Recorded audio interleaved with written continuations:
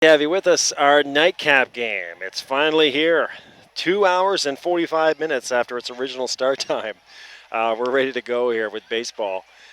This game was scheduled for 7 o'clock. We had a rain delay early on today of 4 hours that pushed all the action back. Originally scheduled again, or then scheduled for 9:30. The Quebec-Saskatoon game went pretty late.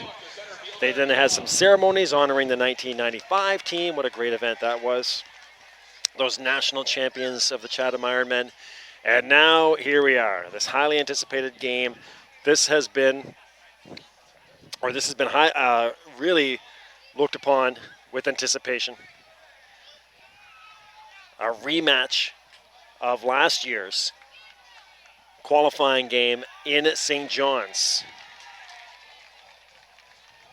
These two teams played on a Saturday night in Mount Pearl. And it went to extra innings in a classic. Chatham would win, go on the next day to lose to the Langley Blaze 1-0. So we'll be talking about that game as we go along. 1-1, the count. Justin Davies is on the mound for the Sydney Sooners. The Sooners representing Nova Scotia. They're the two-time Nova Scotia Senior Baseball League champions. They're in first place right now in the Nova Scotia circuit after at the end of the regular season, their regular season anyway. Some other teams still getting their games in, but they finished first. A young, confident group of Sooners. Justin Davies, one of the pickups for the Sooners, gets the call here. Sooners yesterday won 7-0 over Newfoundland Labrador. Lost earlier today to British Columbia, 7-3. Ori Cook at the plate. So we're on the home of the Ironmen, but the home team will be the Sooners. Pitch in there for a ball, 2-2. Chris Head, the Dartmouth Moosehead Dry, is in center field. Jordan Shepard in left. Phil Brown in right. The usual infield of Christie at third. Chris Farrow at shortstop. Josh Forrest, the young second baseman, and Ken Long gets the start at first. Catcher is Matt Denny. He'll form the battery with Justin Davies. 3-2. Good at bat to kick this one off. High and outside, and Ori Cook has himself a walk. So Cook down there. Well over 2,000 fans here tonight. Easily matching the crowd last night, if not more, and they were pretty sure they had over 2,000 last night.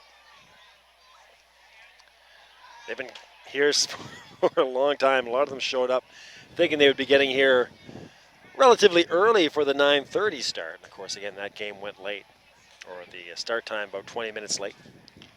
Foul, or a bunt down the third base line. Christie charges the throw to first. The nice scoop for Ken Long, and speedy Pat Godin is out at first base. But that'll get Ori Cook to second. Now batting for Chatham, number 33, Robert Gallant. So the sacrifice bunt for Godin for the first out of the inning. Rob Gallant, the shortstop, as we settle in here to this one. This is going to be a lot of fun tonight. The New Brunswick host team, Chatham, perennial powerhouse in the New Brunswick circuit, and the two-time defending Nova Scotia champs, the Sydney Sooners. Here's Gallant, the shortstop, batting third. If he reaches, we'll see Chris Keating. Earlier today, Gallant grounded into a double play. Reached on a fielder's choice and popped out to second base. Matt Denny's going to talk to Justin Davies. Again, Davies and Denny on different teams in the regular season, so they'll trying to figure out how to work together here on the fly in this one. Sooners in the all-white uniforms, brand new uniforms for the Sooners. And the Ironmen in their traditional black and white.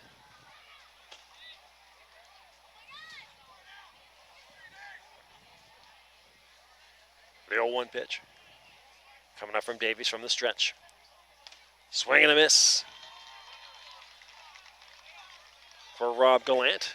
0-2 the count.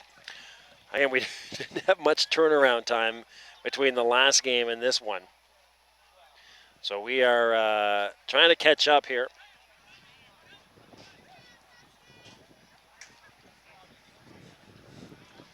B. McLean Sports on Twitter to reach out to me. Love to hear from you throughout the broadcast. Comments, feedback, shoutouts. Love to hear where you're watching from. To hear you from you folks in Cape Breton. The more passionate fan bases in Atlantic Canada, the Sydney Sooners. Bouncing ball to short, Chris Farrow. His first play and makes it easily to Ken Long. He'll retire his counterpart, Rob Gallant, 6-3. Ori Cook will move to third. And here's Chris Keating, the third baseman. Chris Farrow, again, just one of many outstanding shortstops on the Nova Scotia circuit this year.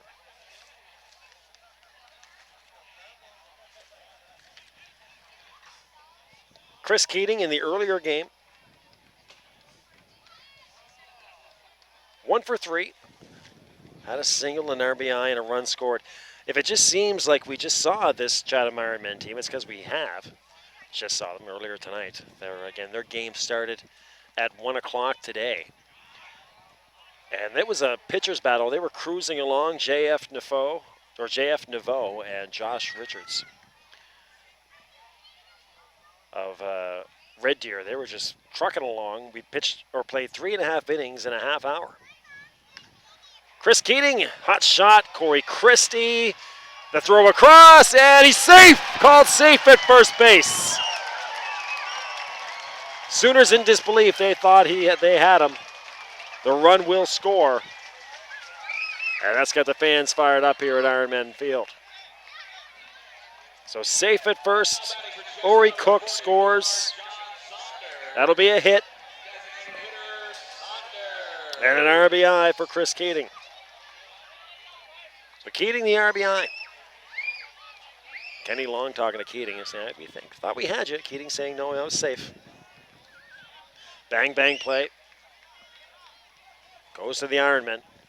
And here's John Saunders. Justin Davies. And that's a balk on Justin Davies. Began his motion home. And Kenny Long calling the umpire. And they're going to say, the umpire's going to say that he called time. So the first base umpire called balk. The home plate umpire saying, no, it was his fault. So no balk. Needless to say, as much fun as that game was last year in Mount Pearl on a wet night just outside St. John's, this one has a little bit more atmosphere with the near 2,500 fans here. Runner goes. Keating down to second. Matt Denny can't get a grip on it.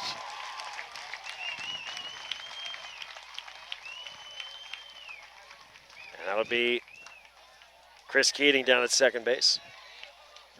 But John Saunders, Sooners fans remember him well. He hit the 3-run shot last year off of Cam Marling. As I've referenced several times, he had the one good leg at that time after the injury earlier in the game. Took him about a minute to round the bases with the Kirk Gibson-like hobble.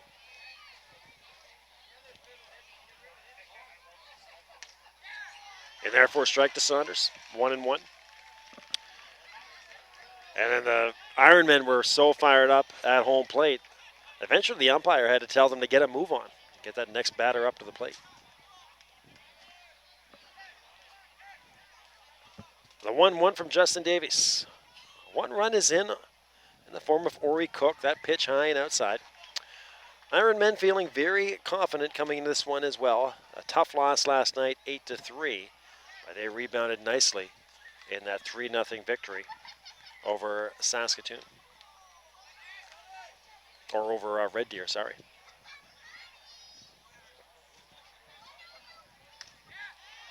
And therefore strike 2-2.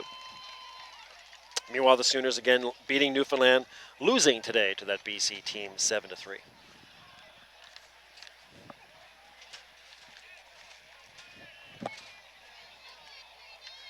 Top of the first.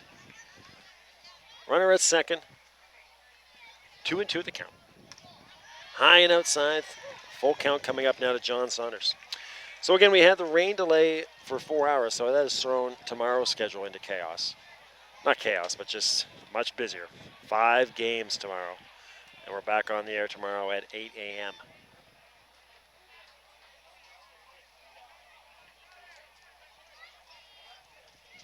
The full count. High and outside. Saunders down to first base. Runners at second and first with 2 outs. There's the first baseman, Andrew McDonald.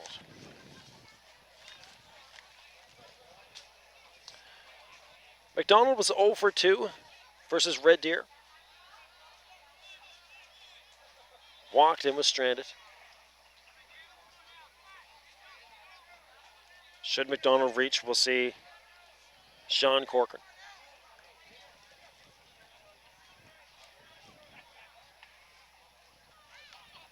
Foul to the backstop.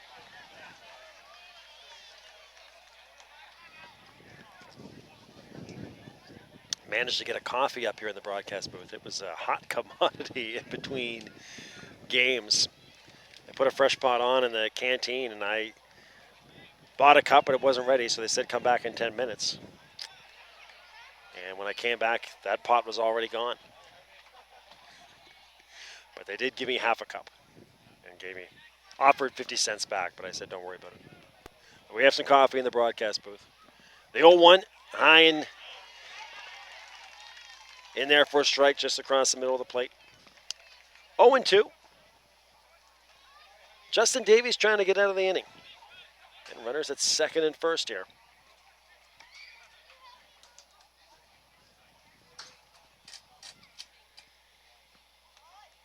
Just the 1 run in so far. The 0-2.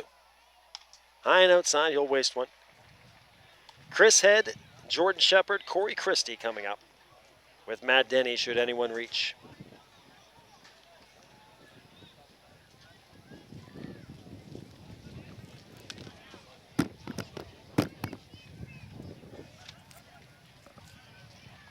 The 1-2.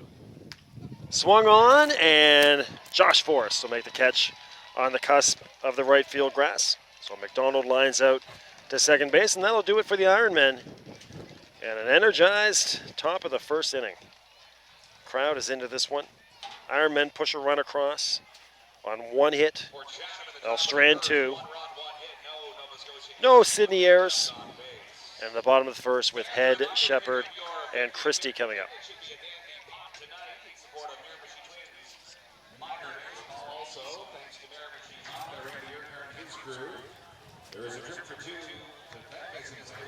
Big night. They're giving away a trip to Vegas. If you bought a program, they got a number on it. I've got number 71.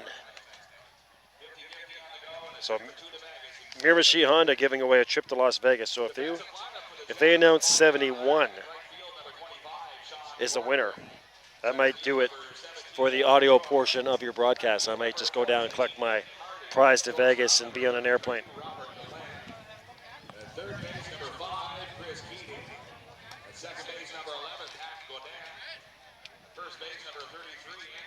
Emerson Savage getting the start for Chatham. He's the big right-hander. Emerson, 6'4" is Savage. 200 pounds, the 23-year-old.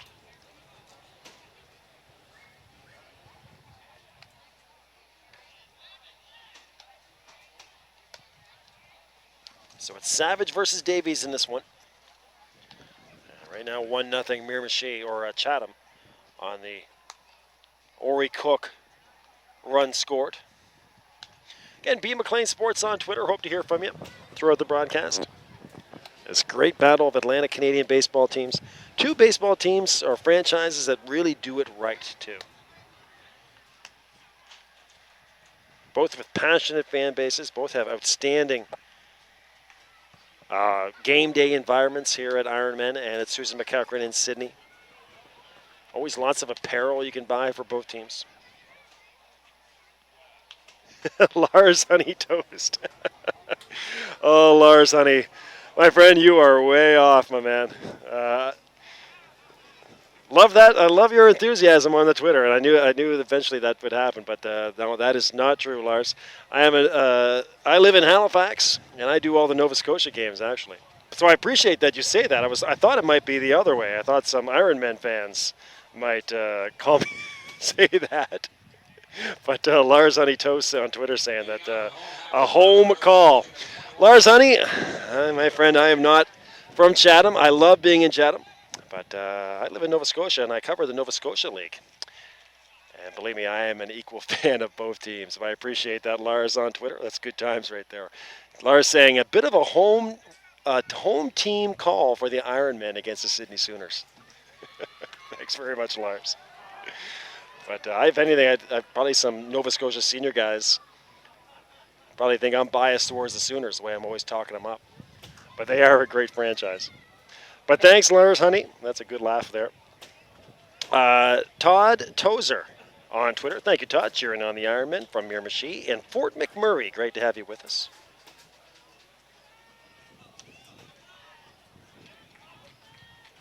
And this is the AAA Miramichi Mosquito Twins jammed into a hotel room cheering on in Fredericton. Great to have you guys with us.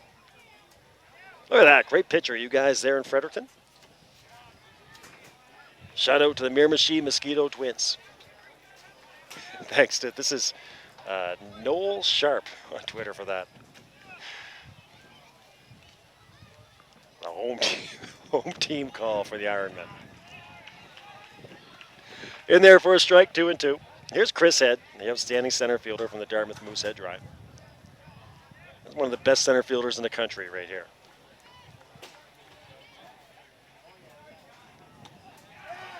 Outside on the outside portion, strike 3 on Chris Head. A good start for Emerson Savage.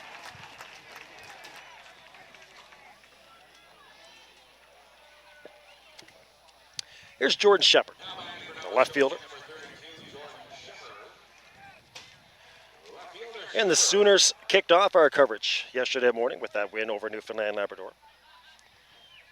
Shepard was 2 for 3. Had an RBI. Scored 2 runs, did Jordan.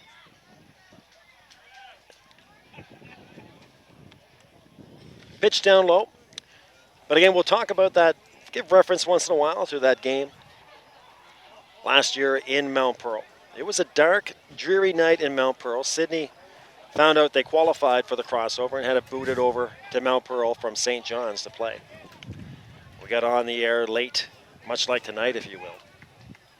And it was a passionate couple fan bases, about 15 to 20 Sooners fans, 15 to 20 Ironmen fans.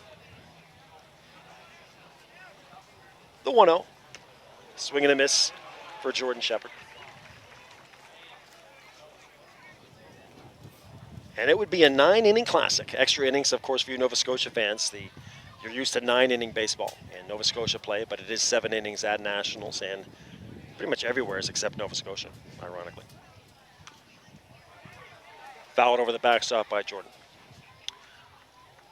But it was Dave Barr, finally in the bottom of the ninth, that somehow found an open spot in right field between Chris Head and Phil Brown, 2 of the best outfielders at the tournament. 2 center fielders, basically. Foul ball this way, and just missing the broadcast area. And knock on wood, we still haven't taken a ball up here. In the Community One broadcast tent above the equipment shack on the first base side. We're the envy of everybody.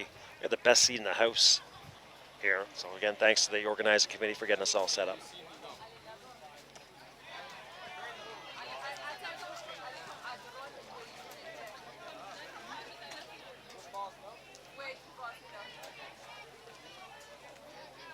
Oh, Lars Honey Toast, I misread that. Okay. I was going to say, I thought that I have talked to you before, so you knew that. But Lars talking about the home plate. Well, again, you got to remember these guys are the best across the country, these umpires. They bring these guys in from all across the country as well.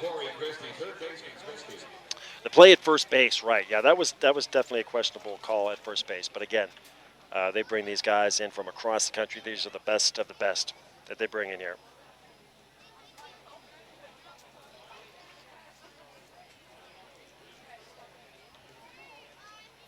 So Jordan Shepard down there at first base. Jordan's going and slides into safe at second base. So a stolen base for Jordan Shepard. This is a speedy Sydney Sooners team. They can flat out fly. We got one tweet yesterday. They're a bunch of bunnies, this team. Darren Doucette. Oh, Deuce. Checking in of the Dartmouth Moosehead Dry. Darren Doucette,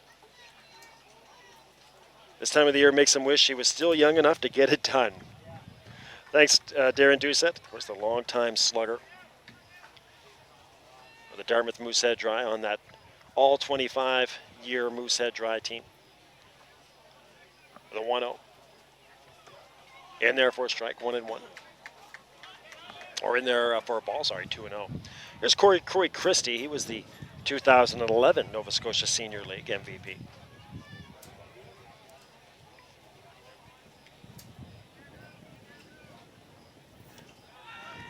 Down low. 3-0.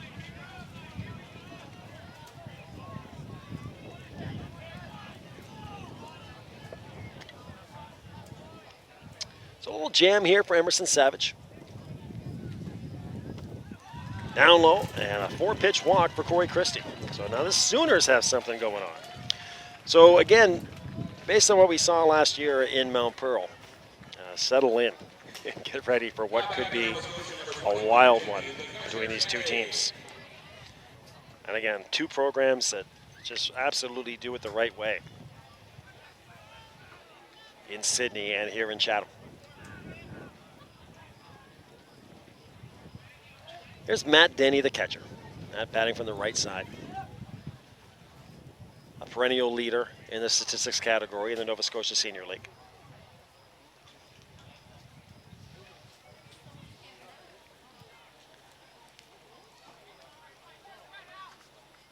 But again, Noel Sharp, that was a close play at first base.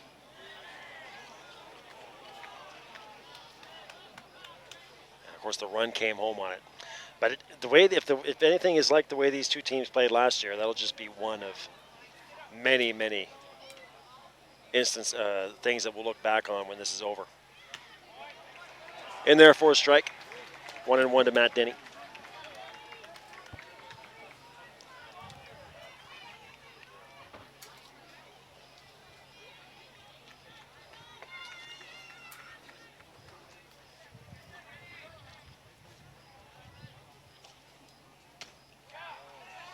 Just missing off the plate.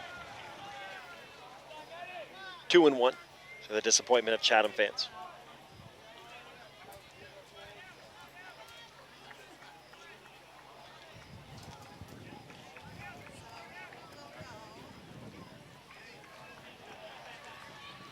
Savage taking his time. Comes in with a 2-1. And therefore a strike, 2-2.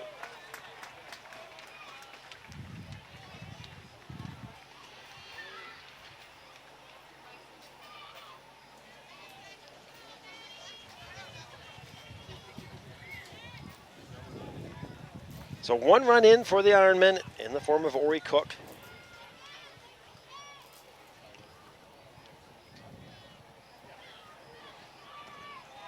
Low and outside, 3-2.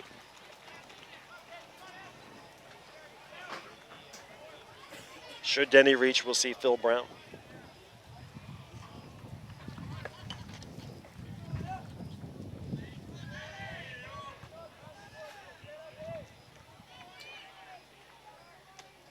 In there, strike 3. Matt Denny out on strikes. That's a huge strikeout for Emerson Savage. Matt Denny will sit down.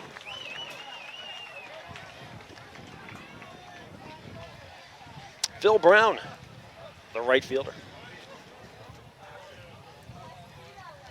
Now batting for Nova Scotia, number 24, Phil Brown, right fielder, Brown. Again, Phil Brown, he's the usual center fielder for the Sydney Sooners, and he fields this position very well.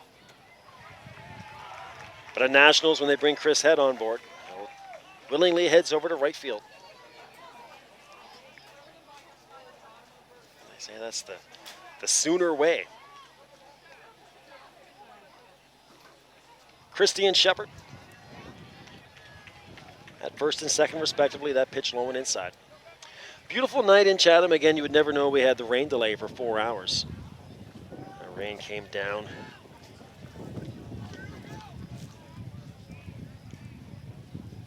In buckets there for about an hour especially. I thought they were going to be finished for the day. I mean, the streets, I was driving around Newcastle and the streets were already flooding. Lakes of water everywhere. But the sun came out around 3:45. Sure enough, this thing dried up in a hurry. The 1-2, now 2-2 as the pitch is outside. And it was really sticky and hot after that rain ended, so that helped with the drying of the fields. Sun came out. It was in the high 30s with the humidity. The 2-2. In there for a strike, and back-to-back strikeouts for Emerson Savage. Sits down Matt Denny and Phil Brown after the pair of walks.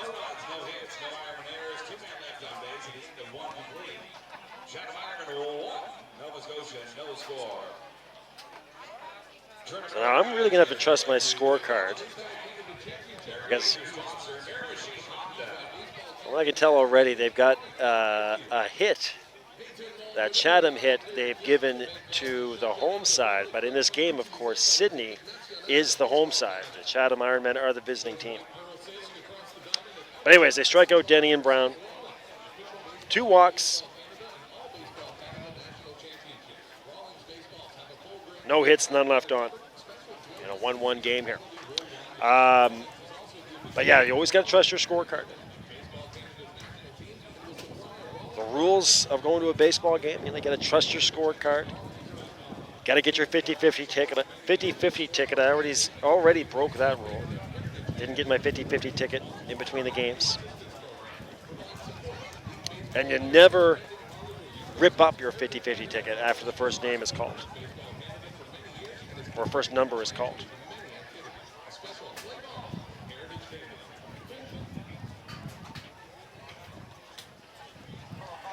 And you never park too close to the ballpark.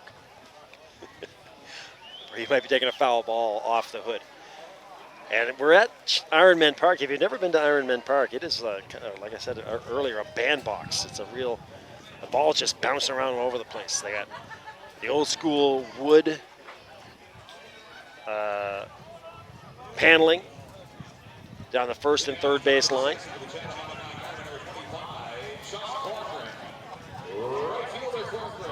There's the right fielder, Sean Corcoran. But again, the green monster out there in left field. Hardly any foul ground at all. You're right on top of the players. So you gotta have your head up on foul balls. Every time one leaves the yard, foul ball. Everyone always keenly interested in seeing where it's going to land. 2-0, Justin Davies.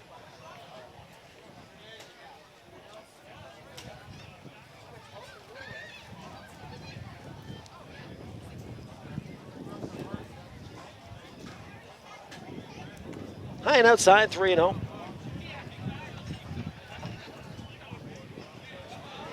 Ironmen today got an incredible performance by J.F. Naveau. He got the win in that game over Red Deer.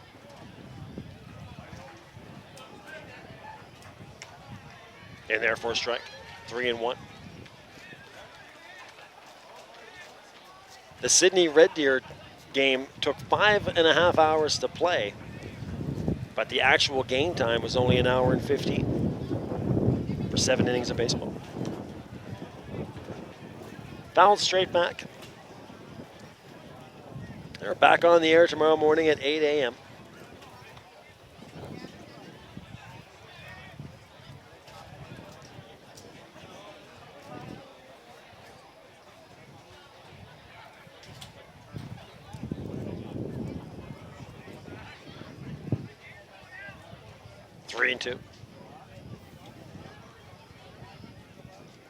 Swing and a miss.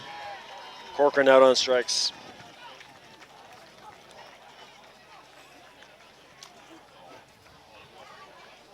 Now batting to Chatham, number 45, Morgan McLean, the catcher. Here's Morgan McLean, the Charlottetown Islander. Joey Ryan reaching out on Twitter saying, give him a seat. Those back-to-back strikeouts of Matt Denny and Phil Brown. In there for a strike, 0-1.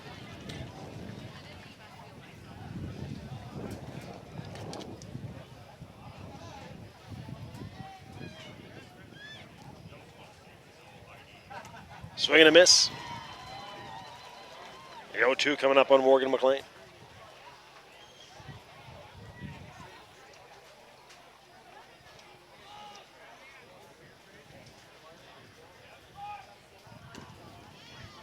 Up high, 1-2.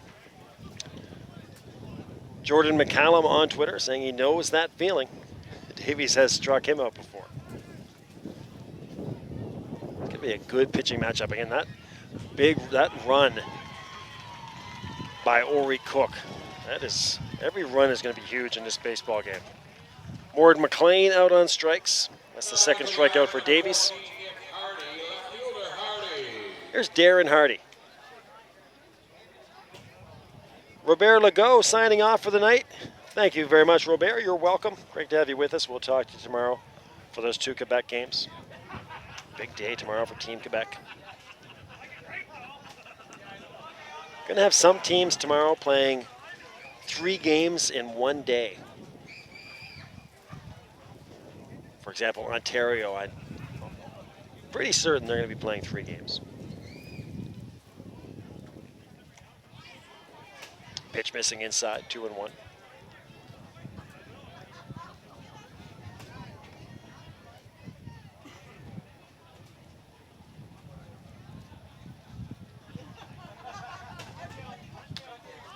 Swung on, high pop fly, Corey Christie. Matt Denny can't find it, and then Christie overruns it. So second life here for Darren Hardy. That should have been the end of the inning, but Matt Denny could not find it. Christie made a long run coming all the way in from third base to home plate and ends up going too far. Falls behind him. And 1-2.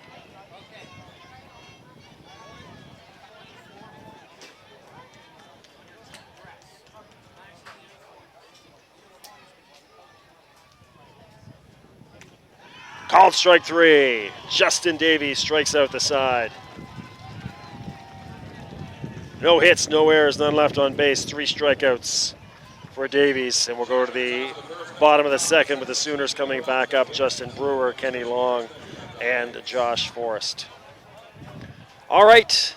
So some action on Twitter. Again, Jordan McCallum, Joey Ryan, Darren Doucette. Deuce, they were talking about you in the press box on the first day. I was up there getting rosters, and I mentioned Chris Head. I said, make sure you watch this Chris Head guy for Sydney. And one of them asked if Doucette was going to play as well. I thought maybe Doucette might be playing. Jay Nash, thank you, Jay. I didn't realize that. I said Nick by mistake. Darren Hardy, obviously, up there. He's been playing throughout. So my apologies for that. That's just a mistake. Saying Nick and not Darren. Or that's Nick up, not Darren. Okay, so it's Nick Hardy and not Darren. I just penciled in Darren, assuming he would be out there in left field. Again, we didn't have much time in between games. Got a chocolate bar and a cup of coffee. I think the sugar went right to my head. Jumped all over my man Lars Honeytoast when I thought he meant that I had a hometown call for Chatham. Lars talking about the umpires in that situation. So again, apologies to Lars Honeytoast.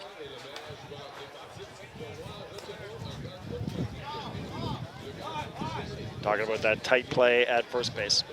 But again, that was a close call, and the umpires have been outstanding this weekend. They really have. And again, they bring these guys in from across the country, and they have done an incredible job. There hasn't been one. There's been a couple times where a coach has gone out and just, almost quizzically asked about something after a call, but there's been no heated debates or, teams really getting after an umpire. Fans have been very respectful.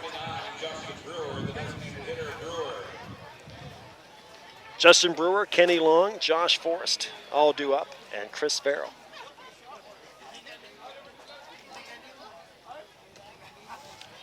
Swing and a miss for Justin.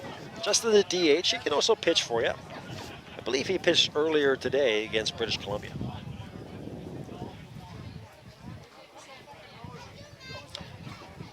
Beautiful night in Atlantic Canada. Where else would you want to be? Two of these outstanding Atlantic Canadian franchises going at it at one of the great baseball parks in Canada.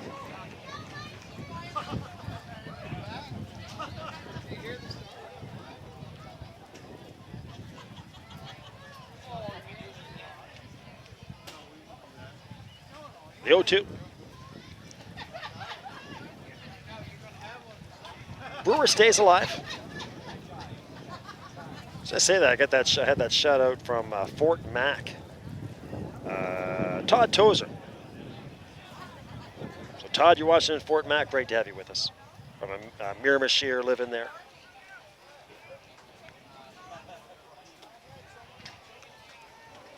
One and two.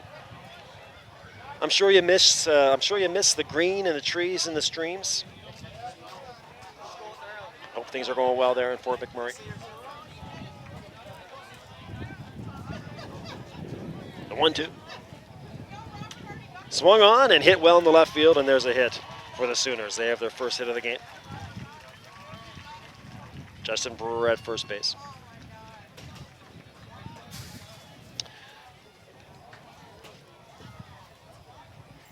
Now batting for Nova Scotia, number 45, Kenny Long, first baseman Long. Kenneth Manderville watching from Renus. Hopefully he'll be watching them in a medal game on Sunday from Beijing, China. That's great stuff. Thank you, Kenneth. Hope to talk to you as well on Sunday. From Beijing, China. Safe travels, Kenneth Manderville. So that is our longest shout out of the weekend for sure so far.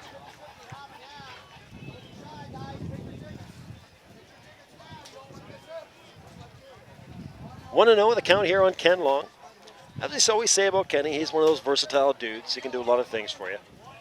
Play first base, pitch a little bit, play some outfield. Bat anywheres from 1 through 9 in the lineup. Yesterday he was the second hitter, and now batting 7th. Justin Brewer. Justin is not a threat to steal on this speedy group of Sooners. Brewer, the one guy who's likely not to take off for second. 2-0. Emerson Savage out there for his second inning. Back-to-back strikeouts. Finished off his first inning. That pitch just misses 2-1 now to Ken Long.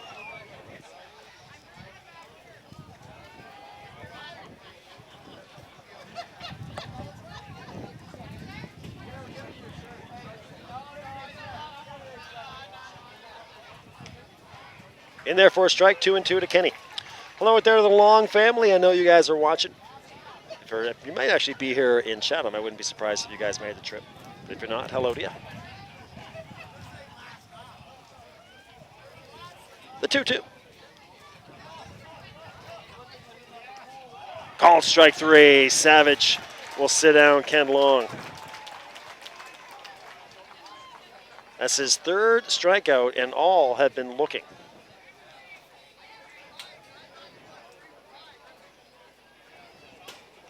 So the first out of the inning, still at first base, is Justin Brewer, and here's Josh Forrest.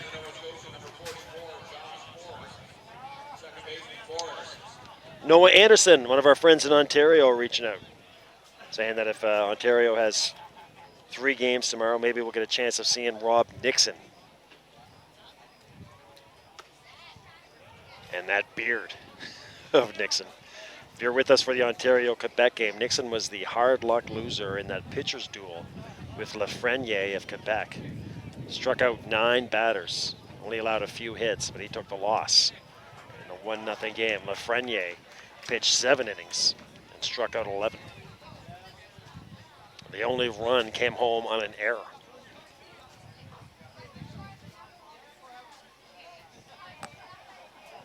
The 1-1 count here on Josh Forrest, one of these young Sooners. Forms the outstanding shortstop second base combination for the Sooners. But Nixon, former draft pick of the Cleveland Indians. He's got the big beard going on. Apologies again if you Ontario fans are joining us for, there's a 1-2 pitch now, 2-2. But apologies again for not having the rest of that Manitoba-Ontario game on the webcast. Again, it was just way too long of a delay between games to show. The game was halted at 1:30, and because of they needed time to dry the field, the game didn't continue until 9 o'clock at night, midway through the 3rd inning. Swung on by Forrest to third. Christie, and they can't turn it. Chris Keating getting it started, I should say. Chris Keating at third for Chatham, Corey Christie at third for Sydney. But Keating will get the lead out. Now batting for Nova Scotia, number 4, Chris Farrell. Brewer at second base, so 5-4. Brewer is out. Josh Forrest reaches on the fielder's choice. And at the plate is Chris Farrell. Chris Farrell, the outstanding shortstop. Again, he can just a vacuum cleaner. But also, he can swing a pretty good bat as well, especially at the bottom of the order for you. Should he reach, we'll see Chris head. Peter Harriman, great to have you with us, Peter. Hoping for more strikeouts from Emerson Savage. Cheering on the Ironmen from St. John, New Brunswick. That's my hometown. Grew up just outside in Grand Bay, Westfield. 2-0 on Chris Farrell. Had the pleasure of living in Uptown for 6 or 7 years, back in the late 90s. It was a real scene in Uptown St. John back then. Not quite what it was when I visit now, but back then Uptown St. John was a place to be. There's a high ball in fair play, caught by the first baseman, Andrew McDonald. And that'll do it for the Sooners. In the second. So Farrell pops out to first base. They send 4 men to the plate. No runs. They do get a hit, and they'll leave 2 on, or 1 man on. To the top of the 3rd we go. Here come the home team, town Chatham Ironmen. Again, they are the visiting team here in this game. But yeah, Peter, great to have you with us. Beautiful St. John. We were there 2 weeks ago for the Emera Marathon by the Sea, doing some coverage. What a fun time we had in St. John.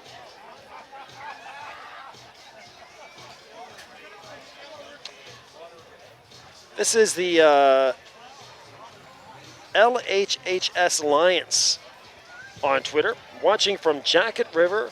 Great to see Ironman baseball. Reminding of the younger days watching Cuffy, Art, Wally, B. Daly and company. They were honoring those guys before the game, the 1995 national champs. And Wally as well, man. We got here on Wednesday night, for the home run derby. And the place is jam-packed, so they weren't sure where we were going to put us for the broadcast area. And Wally looked up atop the equipment shed here on the first base side and said, hey, I can probably build you something right there. Nice little broadcast area. And of course, I couldn't build a bookshelf with 1 layer, a 1-shelf bookshelf. So I had no idea how he was going to do it. Sure enough, we showed up the next morning, and with the help of producer Jamie Como and a couple other guys, There it was, this beautiful broadcast area right on top of the equipment shed down the first base line. If you've been to the park, you've seen it. We got the best seats in the house up here. But yeah, Wally helped us, or Wally built that, and he was again part of that 95 team. 20 years ago, Chatham Ironmen, national champions. In there for a strike. Justin Davies out there for his third inning of work. Top of the order here with Ori, Cook, Godin, and Gallant. Cook has scored the only run of the game after the walk, and came home on that close bang-bang play at first base that Chris Keating was called safe at.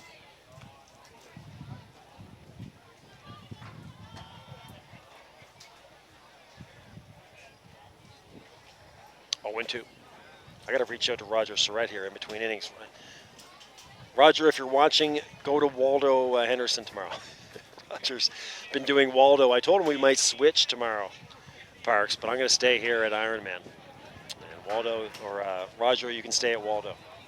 I got to send him a text here in between innings. 5 games from the 2 fields tomorrow. On the air at 8 a.m. The 1-2 count on Ori Cook. Outstanding center fielder. Swung on. And fouled out of play.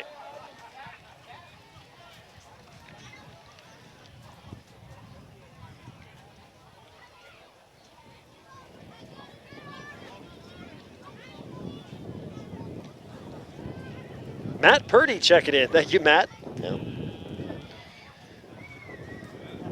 And thanks for that. Thanks for being with us on Twitter. Great to have you with us.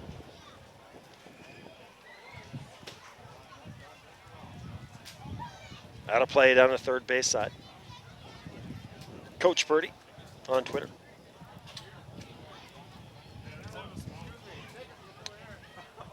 We're having good times. This is just like last year in Mount Pearl.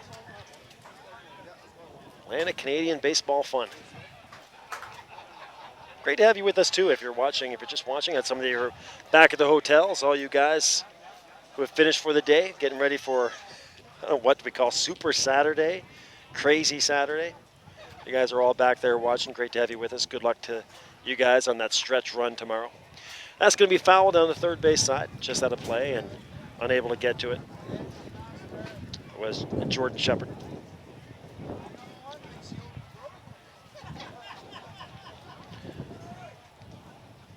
Bill Hunt, the outstanding sports journalist in Fredericton, asked me earlier who I liked after one day. And I tell you, after 2 days, from what I've seen, the BC team looks really good. The Kamloops Sun Devils. They beat Chatham last night 8-3, beat the Sooners today 7-3. They look every bit the part of the champs from BC. Just inside, Ori Cook now 2-2. This is a long at bat for Ori. He's fouled off a bunch of pitches. He's making Justin Davies work.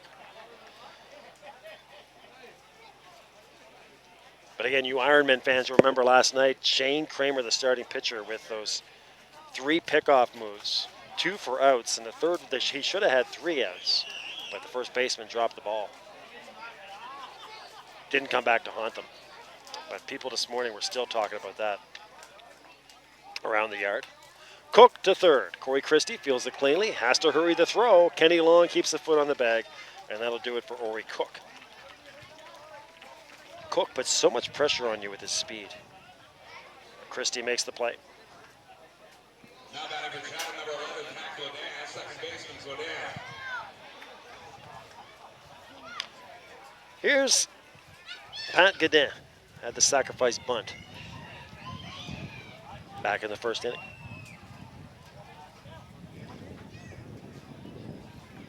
Davies. Hot shot down the first base line. Long blocks it and will take it himself for the out. Good defense on the first base line for Kenny Long. And 1-2 are the Ironmen here in the top of the third. Robbie Gallant grounded out to shortstop in his first at bat. Now batting for the Iron, number 33, Robert Gallant, the shortstop. Gallant. Ontario has stretched things out at Waldo Henderson Memorial. 5-1, Ontario leading Manitoba.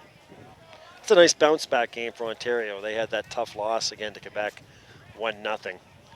But the Tecumseh Thunder, a 5-1 victory, looking like they're going to win that game over Manitoba. Bleed Purple is the hashtag for the Tecumseh Thunder. They're one of the more passionate fan bases during our games. At least in terms of reaching out to us.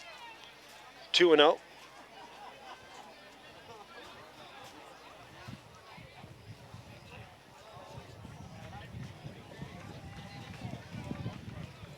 Davies falling behind Rob Gallant.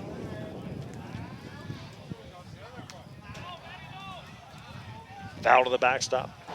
2-1.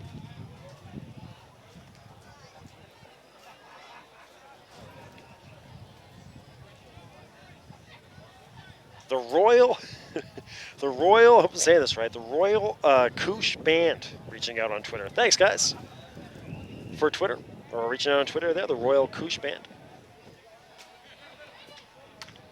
Swung on, hit sharply, oh my! Chris Farrow extends to make the play. That had base hit written all over it, and Farrow leaps and snags it. And Rob Gallant is out. And Ironmen are out 1-2-3. Well, we talked about the defense of Chris Farrow in full display right there. So the Sooners will come up trailing by a run. Good baseball game so far.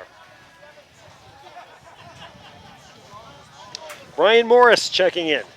Tuning in with the family from Ottawa. Great to have you guys with us. Thanks, Brian. Ironmen alumni living in Ottawa now.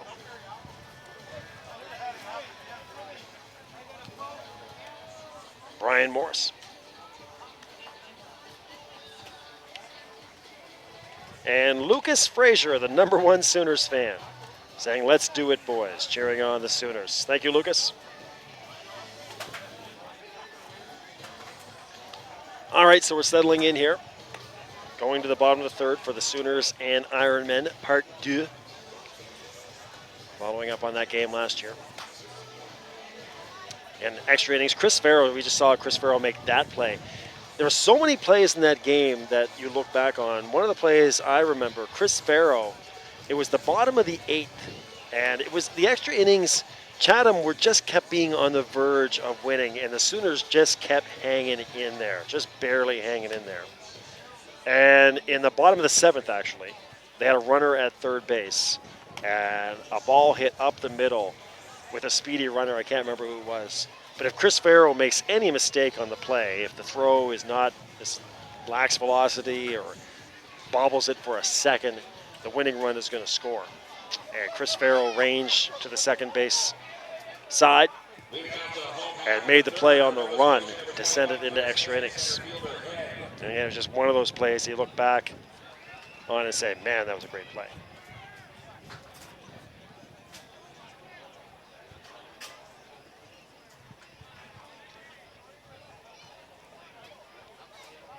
Emerson Savage out there for his 3rd inning of work. He'll look at Chris Head. Chris is trying to get himself out going offensively. Not sure what happened in that first game today with Chris.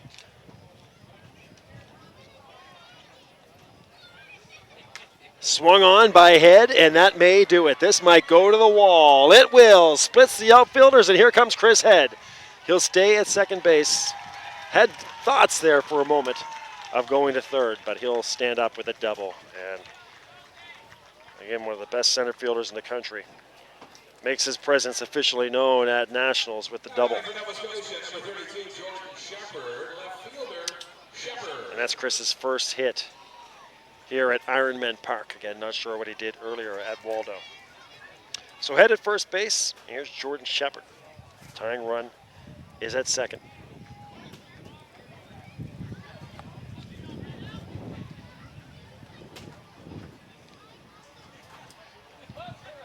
Savage now from the stretch. Just inside, just missing Jordan Shepard.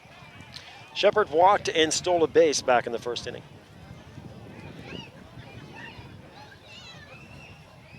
Jordan McCallum checking in on Twitter, as mentioned, Chris Head batting .416 this year in the Nova Scotia League, leading the league with 26 steals.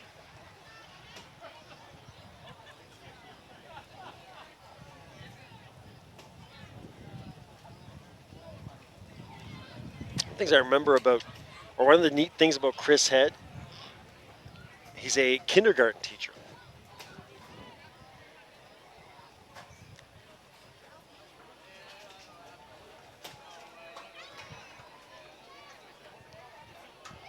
And one of the nicest guys you'll ever meet. And the way he plays baseball, you would never think. But yeah, kindergarten teacher. Kindergarten, elementary school. I may be off on that. One of those two. But anyways, teaches the kids.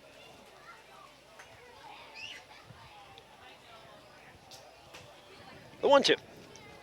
Just off the outside of the plate. 2-2.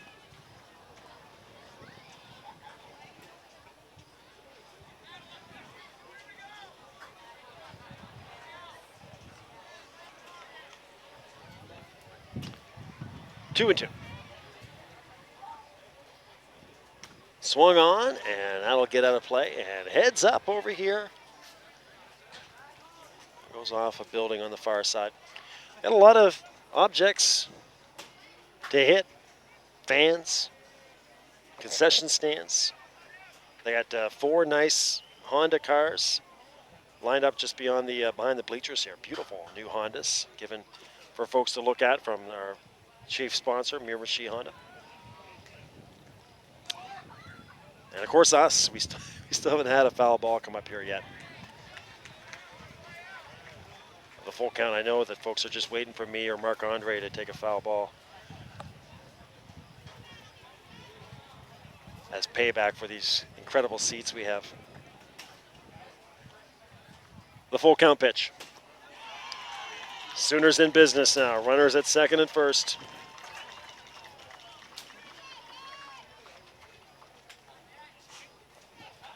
Again, thanks to the Ironmen organizing committee, as I was joked about. I feel like I could broadcast baseball all day long from this perfect location, but that is what I've been doing. Number 16, Corey Christie, third baseman Christie. And of course, that's what we're doing tomorrow morning on the air at 8 a.m. Corey Christie walked back in the first inning. First pitch from Emerson Savage. Christie trying to lay down the bunt to sacrifice. Late coverage at first, but a good hustle getting over there is Godin. And Corey Christie will make the sacrifice. So a sac bunt for Christie. Shepard to second, Chris Head to third. Now the Sooners have a tying run at third, the go-ahead run at second base with their number 4 hitter coming up, Matt Denny. But again, that's Sooners baseball, even though Corey Christie, the number 3 hitter in the lineup. Not a lot of power on this team. He's one of the few guys on the team who can go yard in a hurry. And there he is laying down the sacrifice bunt. Now here's Matt Denny. And therefore strike to Matt. Matt, in his second year with the Sooners, missed out on their first Nova Scotia championship, but then was part of the team last year when they beat the Pelham Canadians.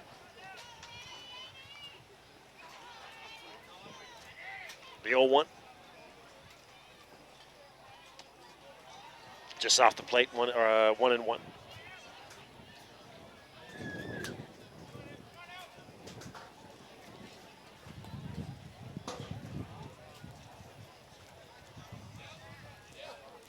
Started the game at 9:45.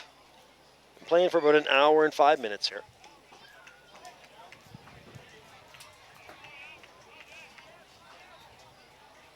In the bottom of the third. Late night baseball in Miramichi. Temperatures in the low 20s, humidity in the mid 20s. There's a breeze blowing in from left field. Denny, I think he went. He did.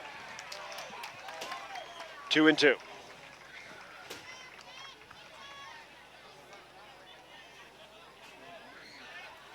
So 2-2 on Matt.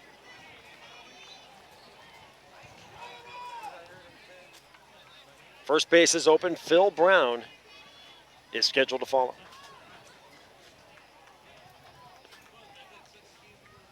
Here's a 2-2 from 6'4" Emerson Savage. Denny, that time I think he held back. And he did. So the full count pitch coming up for Matt Denny.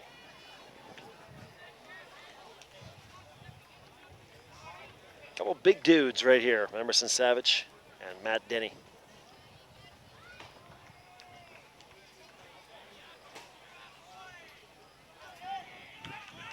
A balk. Oh my. A balk called on Emerson Savage. Chris Head trots home. Jordan Shepard goes to third. And the Ironmen faithful not happy. Shepard will head to third. And we are tied up at 1. And now the infield will come in as well. So the infield on the cusp of the infield grass. A little bit behind the bag is Chris Keating at third, and that's called strike 3 on Matt Denny. So Denny out on strikes for the second out.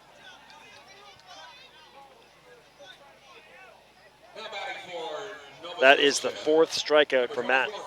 Or not for Matt, 4th strikeout for Emerson Savage. The 2nd strikeout for Matt Denny, twice.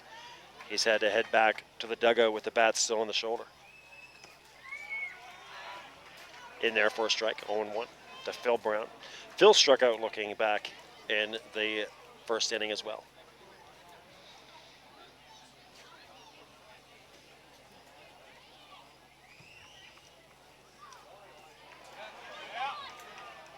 Goes around, and now Emerson Savage 1 strike away from getting out of this thing. In a 1-1 game.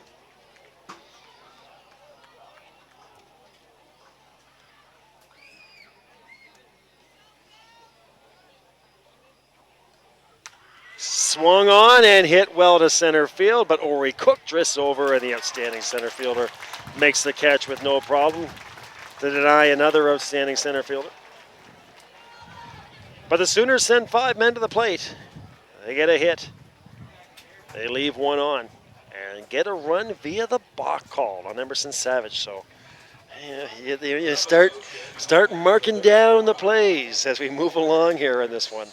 Again, by the end of the game last year, we had about, looking back after the game, talking to folks, about 10 or 15 different pivotal plays. So far, you've got that call or you got the first base play, the bang where Keating was safe. You got the balk that scores Chris Head. Savage and Davies in a duel, 1-1 here through 3 innings. And great to have you with us again on Community One, the leader in local sports webcasting and the leader in Atlantic senior baseball coverage. Our exclusive coverage this year of the New Brunswick Circuit, the Nova Scotia Senior League. We had the championships, the Senior B and Senior A championships in Newfoundland, Labrador. And our 2nd straight year at Nationals. Next year, hope to be with you in Fredericton. Are you guys in Sydney too? There's talk of the Sydney Sooners making a run at hosting a Nationals. Talking about getting a new turf there at Susan McEachran. Maybe someday hosting a Nationals of their own. Baseball night in Miramichi. This is one of the great baseball areas of Atlantic Canada. You talk about a lot of great baseball players come from this area. Of course, back when they had the Newcastle Cardinals, that great rivalry. High and outside. We were in Yarmouth about a month ago, 2 or 3 weeks ago, for the Old Timers Championships, National Championships. And Yarmouth, another one of those areas where a lot of great baseball players come from. A 1-0. 1-1. We had a real fun game there in Yarmouth, the Nova Scotia Alpines versus the Yarmouth Gateways. And that was just a who's who of outstanding baseball players from the Nova Scotia Senior League over a period of about 15 to 25 years. Hit well and just foul down the first base side. So a long strike for Keating, and now 1-2.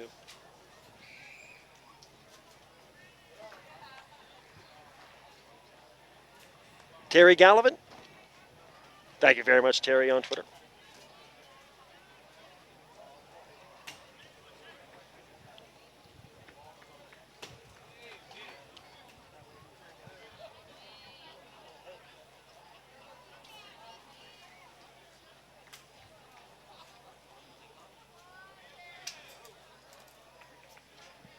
One and two. Foul to the backstop.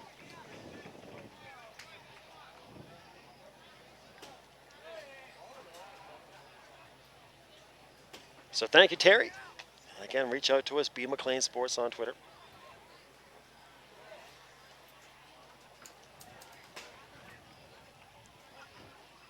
A 1-2. Justin Davies out there for his fourth inning. High in the air to shortstop. Chris Farrow going back on it. Shepard coming in, and it will be Farrow taking charge. And makes the play here in the top of the fourth. So Keating is out. And here's John Saunders. And again, we talked about it already, that 3-run home run. Lars Honeytoast mentioned my YouTube play, or my YouTube site. I put a bunch of videos up there that I'm pretty certain they're not going to make it to the website. And some clips here and there.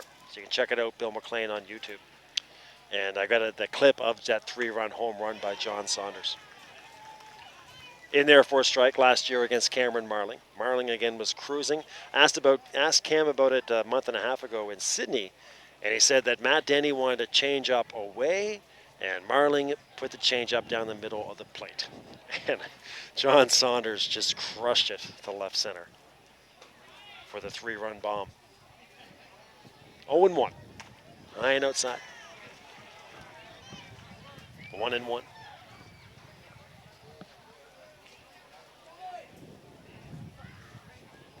One of the images of that game, again, watching John Saunders on one good leg hobble around the bases. The 1-1. 2-1. For your Nova Scotia fans, John is an icon here for the Chatham Ironmen. He is a fan favorite.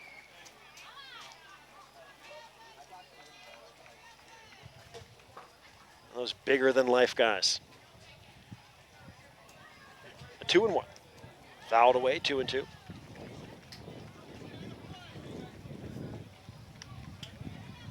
Fredericton Royals. You guys watching, if you are, feeling pretty good about yourselves. Got a 2-0 record so far. Nice wins over Manitoba and Saskatchewan.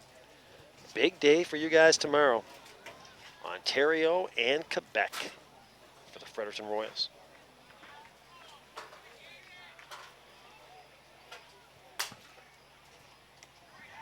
Just missing inside. The Royals, another team that are looking at a 3-game Saturday. They get started at 8 o'clock, and chances are very good they're going to be playing at 9 o'clock, 13 hours later in one of those crossover games. 3-2 count. And there's a walk for John Saunders. So Saunders on with a walk. And I shouldn't say chances are. I mean, there is a chance that Fredericton will be playing in that crossover game. They could easily tomorrow go out and beat Ontario, Quebec, and be playing at that automatic trip to the semifinals on Sunday.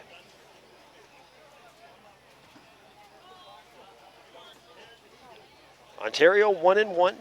So that big game will be, that Quebec-Fredericton game. That's a big one tomorrow. When those two teams play, that could be a battle of two undefeated teams playing for that right to automatically go to Sunday. Fredericton Royals versus Ontario tomorrow at 8 a.m. from Ironman. Good lead for John Saunders at first base. High in the air, and first baseman Kenny Long in foul ground, advancing on it, and he'll make the catch right in front of the Ironmen bench. Wow, Kenny Long, he is laughing. He started to settle under it at first base, and it just kept blowing in, and he finally made the catch on the near the dugout of Ironman. He's telling John Saunders he thought he was going to have to go back on it when it was first hit. There's the second out. McDonald out to Ken Long. There's Sean Corcoran. Corcoran struck out back in the second inning. He was the first of those 3 strikeouts for that inning for Davies. Those are the only 3 strikeouts so far for Davies. That striking out the side there in the second inning. Good lead down there for John. You know, for a big guy, John actually has pretty good speed. It was just that last year he had, if I recall, he ran into the wall. Or no, a second base. I think he was sliding into second base. He hurt himself earlier in the game, and that's why he was walking around the field with the hobble later on. 1-1. Swing and a miss. As Jordan McCallum says on Twitter here, actually, John Saunders also played a season with the Bearcats of Truro. Hello to you Bearcats watching. Truro back in the playoffs. Well, yeah, I think they are. I think they're good to go back in the playoffs this year. I think the only question is whether they'll play the Sooners as the 4 seed or the Moosehead Dry as the 3 seed. 1-2. Ooh, high and tight on Sean Corcoran.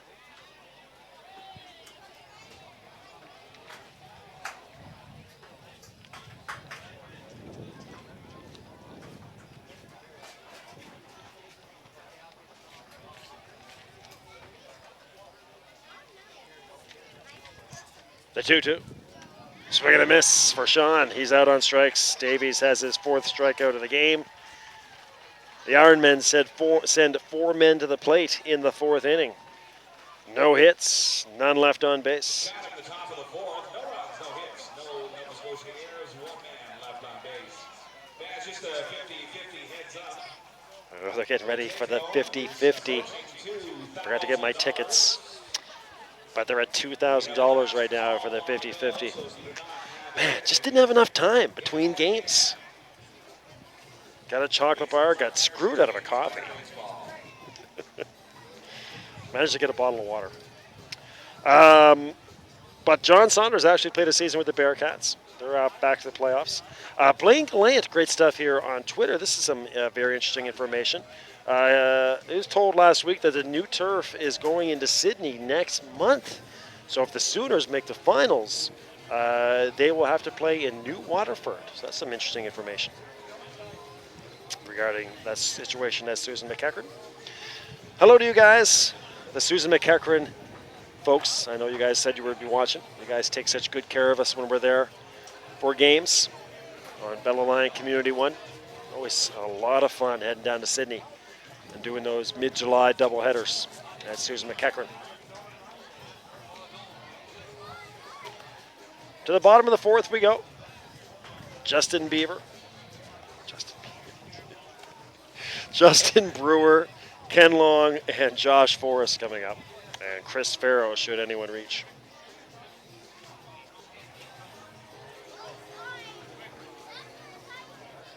Out there for his 4th inning of work is Emerson Savage. Well, so everything going as expected so far in this one. Tied ball game. Runs at a premium, pitching and defense.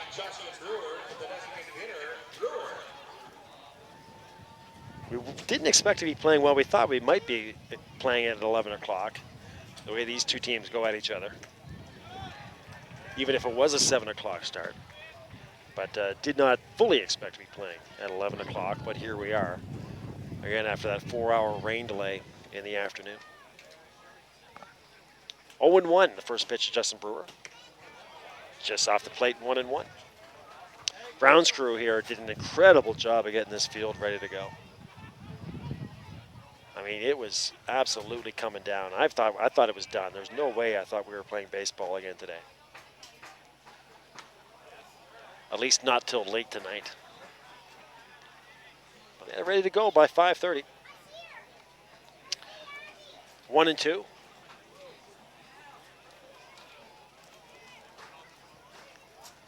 And B. McLean Sports on Twitter to reach out. Emerson Savage. Brewer reaches out and rolls one down the third baseline, foul. It was a lot of fun earlier. I'm not sure if you were with us. You Ironmen fans were when all that rain was starting. The first game between New Brunswick and Alberta. It's been a long day. New Brunswick and Saskatoon. The rain actually started in the 6th inning and was persistent. The 1-2 from Savage. Strike 3. Brewer out on strikes. Justin will sit down. Here's Ken Long. Kenny struck out back in the second. Now back in Nova Scotia, number 45, Kenny Long, first baseman Long. That's the 6th strikeout for Emerson Savage. Long batting from the left side. But so the boys couldn't wait to get the tarp on the field. The game ended in the 7th inning, and the rain was continuing. So the grounds crew jumped out there, man, about 12 or 13 of them, a bunch of volunteers. They got that tarp. Looked like a bunch of guys that just couldn't wait to get some action.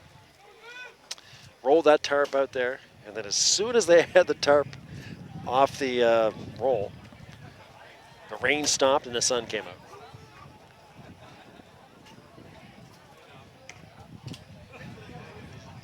Just off the plate, 2-0. So the rain stopped and the sun came out. So they had to roll it back up.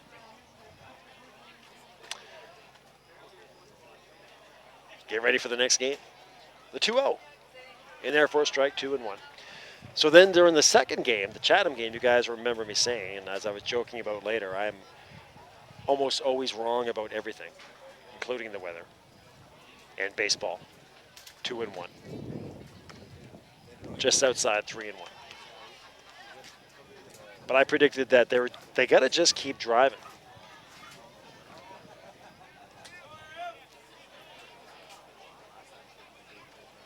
They got to just keep going along.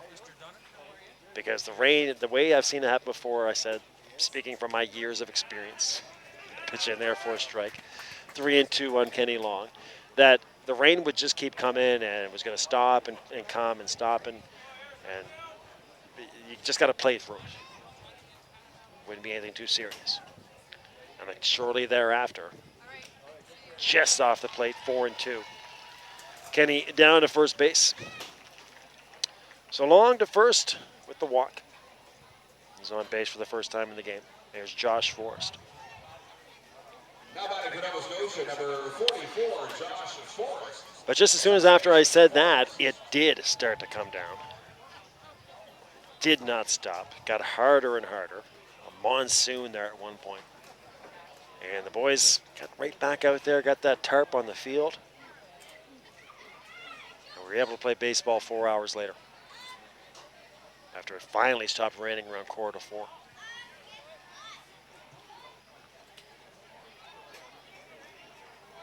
Pitch just outside, 1-0. And again, that sun came out immediately after it dried things up in a hurry. Kenny Long has good speed at first base. The 2-0. We're in the bottom of the 4th here, a 1-1 game. Kenny Long representing the go-ahead run at first base. Josh Forrest reached on a fielder's choice back in the second and was stranded.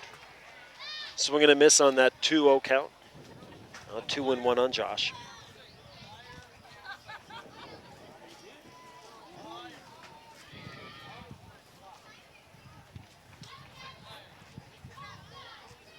Savage has pitched 3 innings and a third. Long goes and foul tipped to the backstop by Josh Forrest. But again, with the delay, that sets up that. I don't know, reach out on Twitter if you got a name for tomorrow. I'm trying to come up with a catchy hashtag name for what we have going on tomorrow. Showdown Saturday. With A lot of teams looking at 3 games in one day. Possibility thereof. Just missing up high to go to a full count pitch.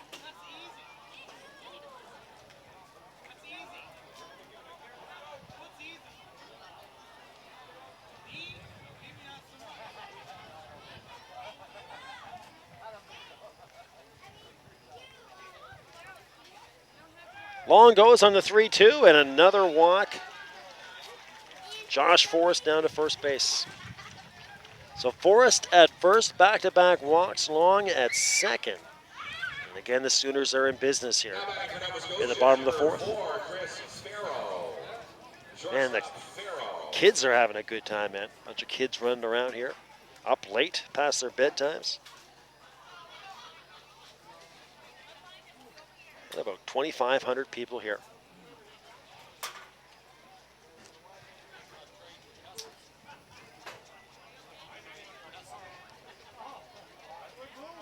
Two hits for the Sooners. Farrow to second, to first. Double play, Chatham. Great play by Godin.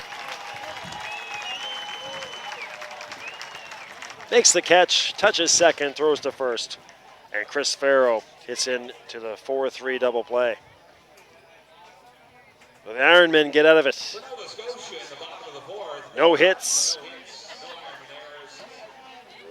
1 man left on, no errors for the Ironmen. We are through 4. And another good one. Pitching and defense at the forefront once again between these two teams.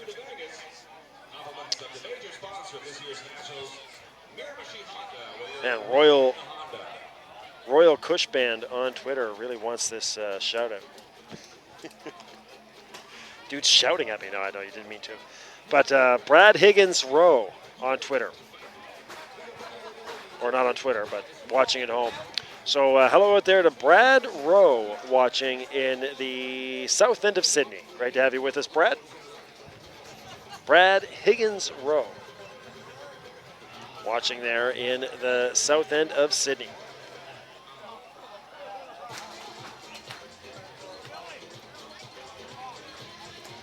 This is great stuff. This is the Royal Kush Band.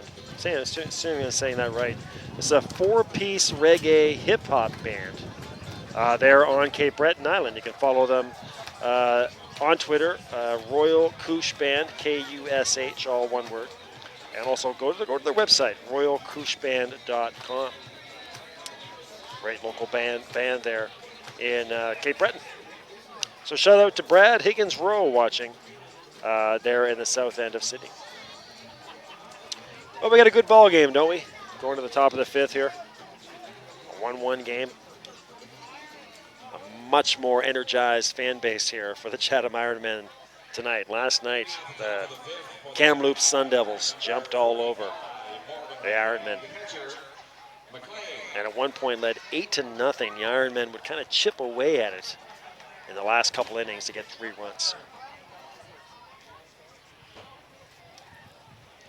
Justin Davies out there for his 5th inning of work. Pitch up high, 0-1, or 1-0, sorry. Morgan McLean, the outstanding catcher from the Charlottetown Islanders. Nick Hardy. And Ori Cook. And therefore strike 1-1. One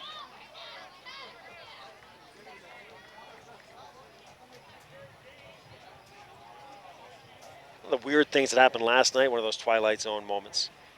Jason Tripp, the outstanding closer, in there 1-2. Out in front is Morgan McLean. But Tripp, the closer, came in. And again, the Sun Devils weren't messing around. They had the 8-2 lead. They send out the young fireballer Jason Tripp. 1-2. Foul to the backstop. And Jason had 3 balks in his 1 inning of work. 3 balks. And a run would come, only 1 run would come home. That was a weird situation. The 1-2. Oh, heads up and goes off a That's a, it looks like those Ford Explorers from about 7 or 8 years ago. Whoever owns that will have a dent on his driver's side door.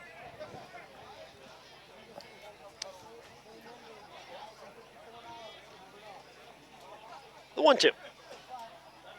High in the air off the bat of Morgan McLean. Kenny Long calling for it and making a catch. Again, Kenny had to come a long way for that, but it makes the play. So McLean pops out to first base. Shannon Daly to the clubhouse, please. Shannon Daly to the clubhouse. Now batting A real tragedy earlier in terms of things getting hit by foul balls. This beautiful cherry red Toyota Tundra parked behind us during the third game. I mean, it was just sparkling, and it took a foul ball off the driver's side by the gas tank. Hard shot to shortstop on the backhand. Farrow, the throw, brings Kenny Long off the bag, and good speed down the line for Nick Hardy. He'll be at first base. See how that's scored. That was hit deep to short. It is an error. Wow, okay. An error on Chris Farrow. I mean, that might have to do a lot with the reputation of Chris Farrow as well. That's a play he's going to make 90% of the time. But just didn't pick it up cleanly on the backhand and then had to hurry the throw with the good speed of Nick Hardy and brought Kenny Long off the bag. So there's your first error of the game. E6 on Chris Farrow. Back to the top of the order, Ori Cook, his third appearance.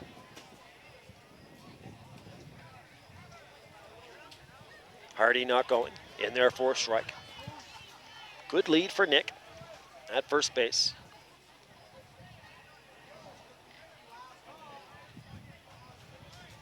Ori walked and scored back in the first inning. Grounded out to third, back in the third. Throw over to check on Nick Hardy.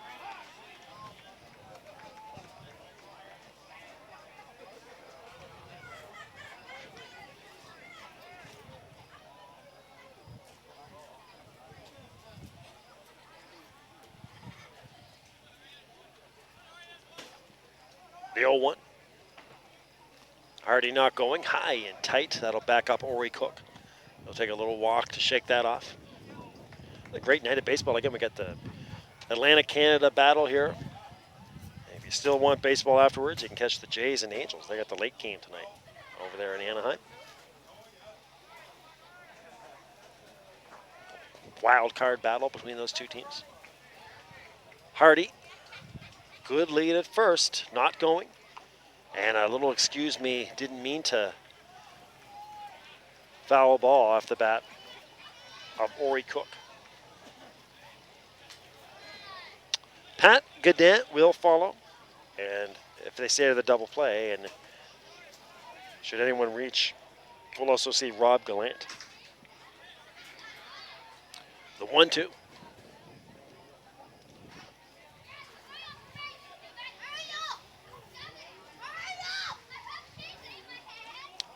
And Cook again, that time at the feet, and they're going to say he got hit. Yeah, they're going to say he got hit. Justin Davies will argue, but Ori Cook down to first base. And Rico McEachran as well will come out to argue.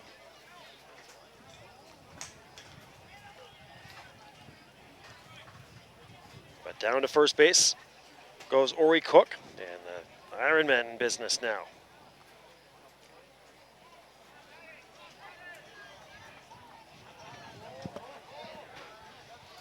Now batting for the Ironman, number 11, Pat Godin, the second baseman, Godin.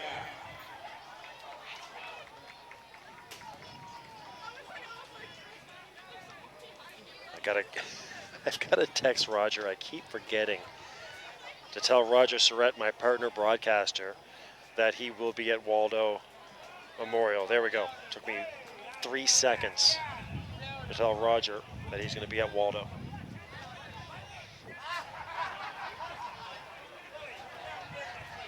Your fans in Newfoundland, Labrador, and BC, you're on the air tomorrow. BC, Newfoundland, Labrador. You Fredericton fans, you're back here with us at Ironmen Park.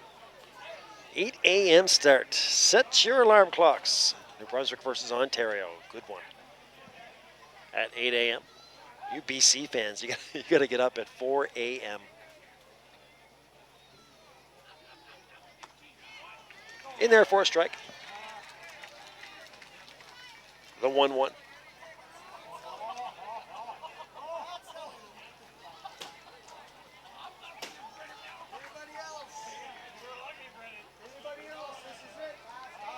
The 1-1.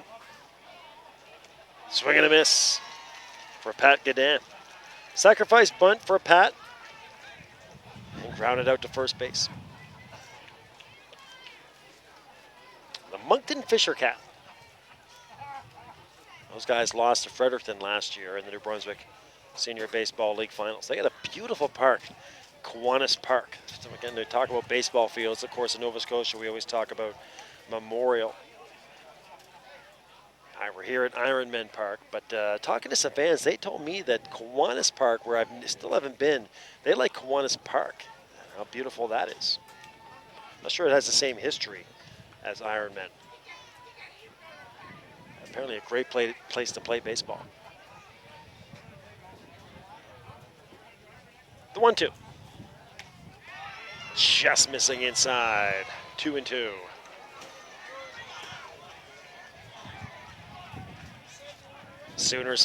Sooners fans are livid over on the third base side.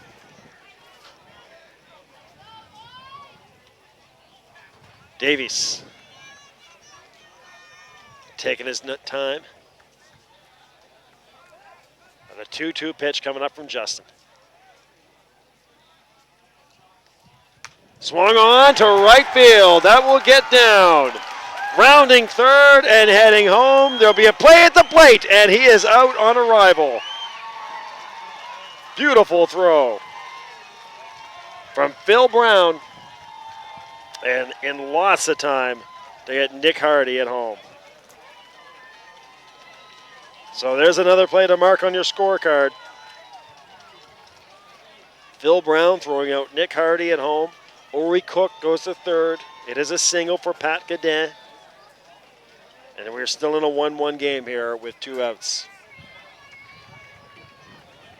Again, Phil Brown, he's one of the best center fielders in the Nova Scotia circuit. Gets moved over to right field with the addition of Chris Ed. And it pays dividends as he had charged that ball. Makes the perfect throw on one bounce to Matt Denny. And they had Nick Hardy by about 3 or 4 steps. All right, more defense here. 2 outs. In there for a strike.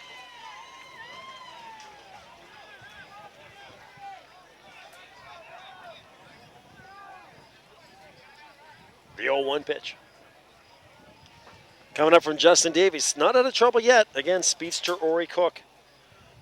Got to make a pass ball, and Cook's probably going to score. Or a wild pitch. The 0-1. Swung on, high in the air. Denny has a beat on it, throws away the helmet, and can't make the catch. Gets away from Denny. Picked it up right away. Threw the helmet away. He's looking up at the lights. Might have lost it there at one point. And it goes off the heel of the mitt for Matt. So Denny can't squeeze it, and second life for the number 3 hitter in the lineup, Rob Gallant.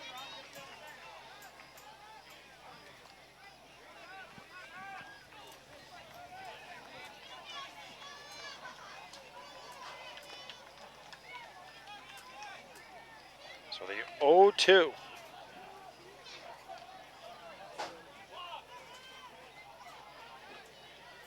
Davies a strike away from getting out. Up high, 1-2.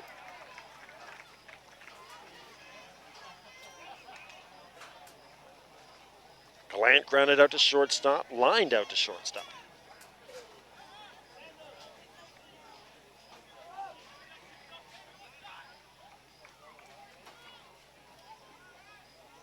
Runner goes to second, and good range by Josh Forreston makes the play to Kenny Long. Forrest went to second base to cover as Pat Godin went in, was taken off for second base. The ball was hit to exactly the same spot that Forrest vacated, but he put the brakes on, ranged back to his left, and makes the play to get Rob Gallant. That'll do it for the Ironmen in the top of the fifth inning. So one hit, one left on, no errors, and of course, the big play, Phil Brown throwing out Nick Hardy at home. Dr. Phil Brown. It's stretch time at beautiful Ironmen Field here in Miramichi. Bottom of the fifth. Another classic between these two teams. This is an update from Waldo Henderson Memorial. Thank you very much, Daniel Esty. Daniel's been giving us great stuff all weekend long. Etobicoke Ranger hurler Kyle Breitner had a great game. He got the win today for the Tecumseh Thunder at Nationals today. So that Ontario team beat Manitoba. They are now 1-1 after that disappointing 1-0 loss. Oh, the announcement for Vegas 264. I had 71.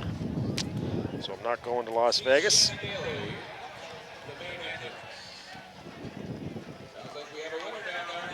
Somebody's pretty happy.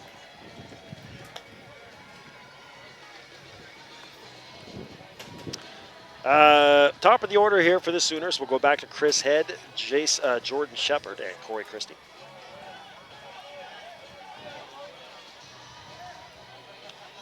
A 1-1 ball game.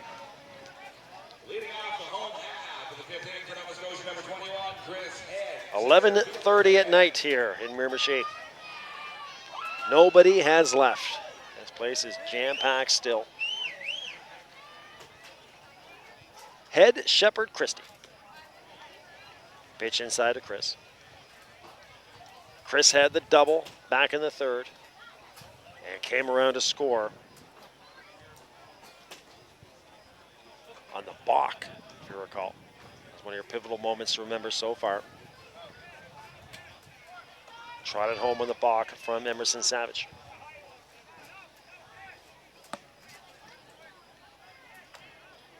The 2-0.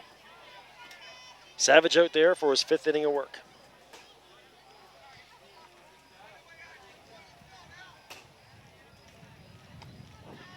Just missing down low, 3-0.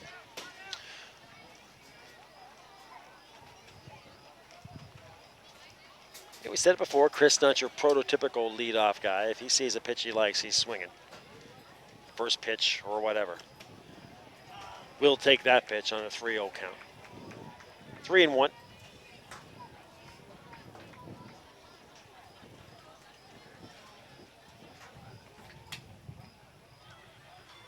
High and outside, Chris Head at first base. So Head down to first.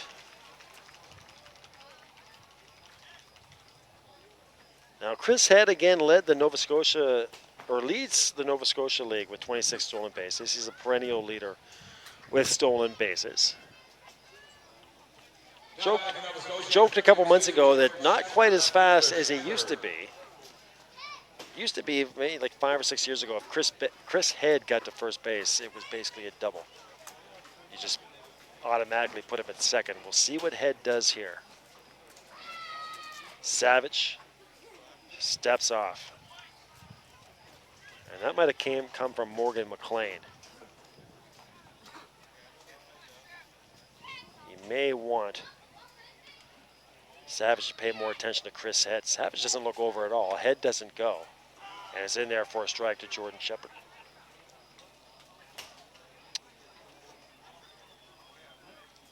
Daniel Esty checking in with your Jays update. 1-0 for the Jays.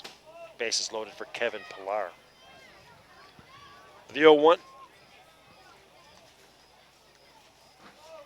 Good lead for Chris. And he's gone. Throw down to second, and safe is Chris Head. The throw came to the first base side and gets past second baseman Godin. So Head has a stolen base.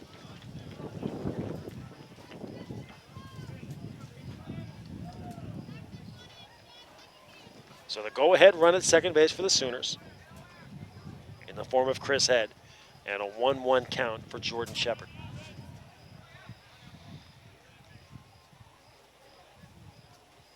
Shepard trying to sacrifice and goes foul.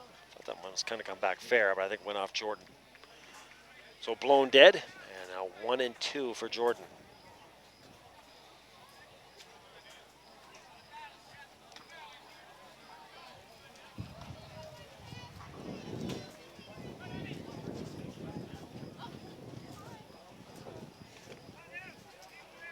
The 1-2.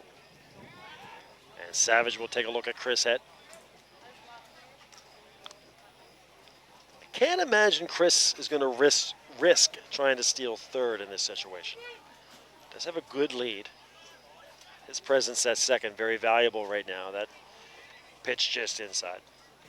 Hashtags coming in for what we call tomorrow, that crazy 5-game Saturday where so much is going to be decided over the course of 13 hours. 16 hours, I should say. The 2-2. Swung on to center field. Going to hang up there. Coming in is Ori Cook. He'll make the catch in shallow center, and Head will stay at second base. So Jordan unable to advance the runner. Now batting for Nova Scotia, number 16, Corey Christie. One out in the inning, and here's Corey Christie. Senior, what do we got here? Seniors wing Saturday. Swinging Saturday. That's not a bad one. Seedy Saturday. Yeah. Royal Kush Band. I'm thinking something more like Showdown Saturday or Super Saturday. Kind of your standards.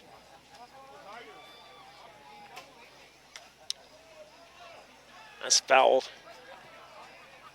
Out of play by Corey Christie. One of my favorite features of this park is the giant net on the third baseline that extends all the way out to left field. And if a foul ball goes off that net, if you're sitting over there, you got to have your heads up, or the ball might come and hit you in the back of the head. Kind of slingshot. It'll slingshot off that net and right down onto the folks in the bleachers on that third base side.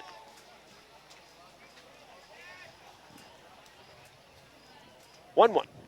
Christie out in front and rolls it foul down the first baseline.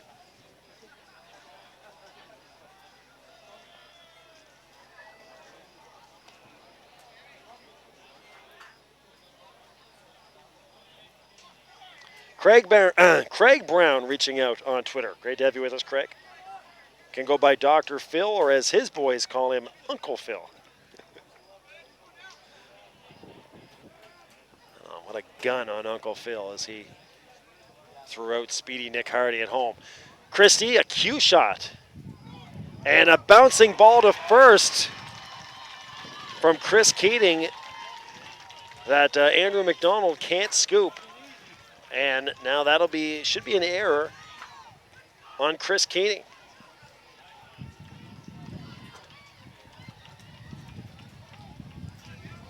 That is an error on Keating. So a rare mistake now for the Ironmen defensively. Keating so rock solid at third base, but comes up short on the throw. So now you got Chris Head at third base. You have Corey Christie at first on the E5. So an error on Chris Sparrow, an error on Chris Keating of the Ironmen.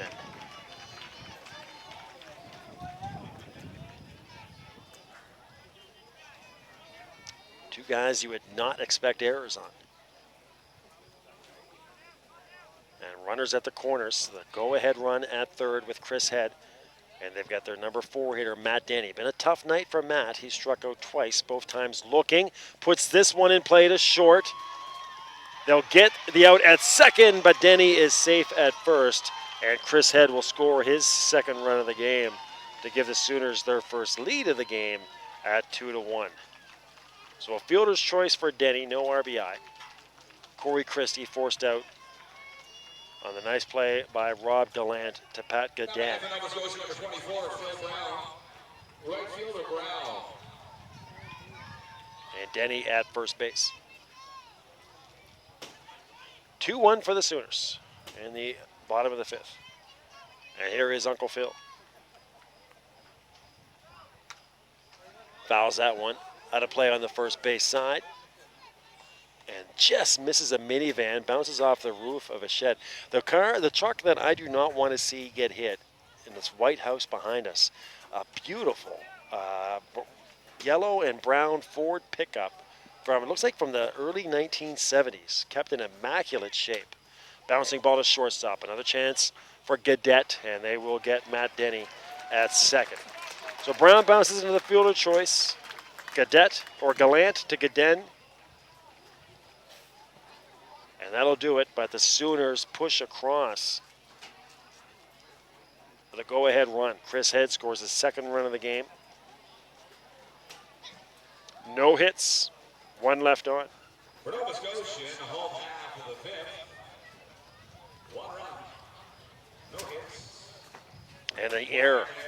So no hits, a walk, an error. Matt Denny beating out the double play ball. And the Sooners have the 2-1 lead. And we go to the top of the sixth with the Ironmen looking to respond. But just to continue on that point, this beautiful Ford pickup truck behind us, it's had a couple foul balls just miss it. And it'd be a shame to see that take one. Some like from the early mid-70s. Immaculate shape. So hopefully a foul ball doesn't hit him.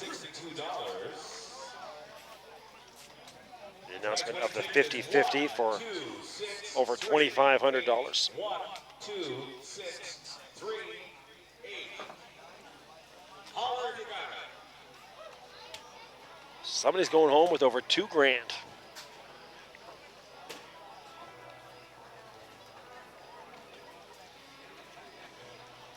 All right, so 2-1 here as we head to the sixth inning.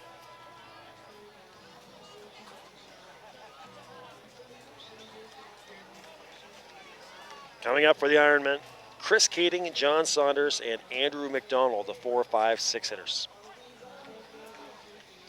Hope you're still up with us as we approach midnight here in Atlantic, Canada, 11:37.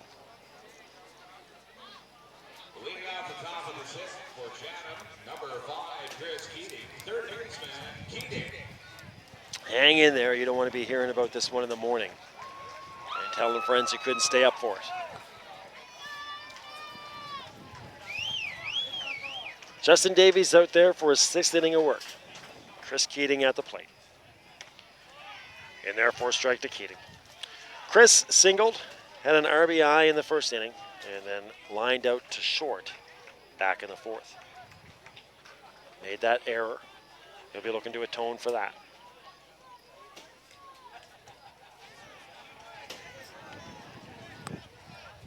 The 1-1 on Keating.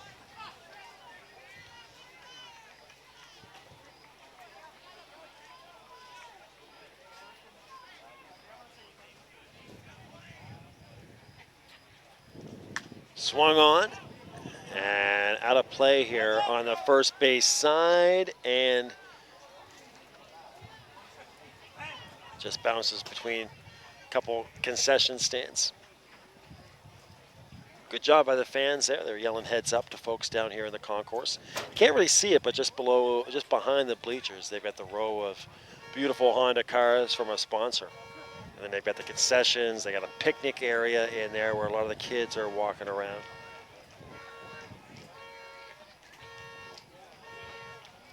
Two and two. Somebody's car alarm going off behind us.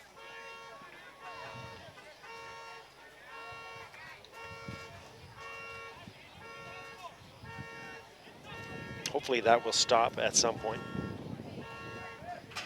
There we go. 2 and 2. Kenny Long. Bouncing ball, and he'll retire speedy Chris Keating. Now batting for Chatham, number 44, John Saunders, designated hitter Saunders. So Keating 1 for 3. Here's John Saunders. His third appearance. He's been on twice. Walked both times and has been stranded.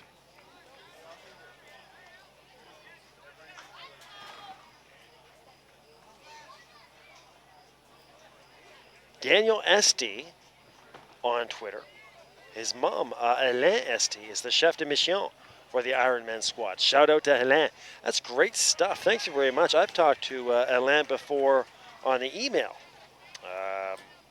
talking about our New Brunswick Senior Baseball League coverage on Community One.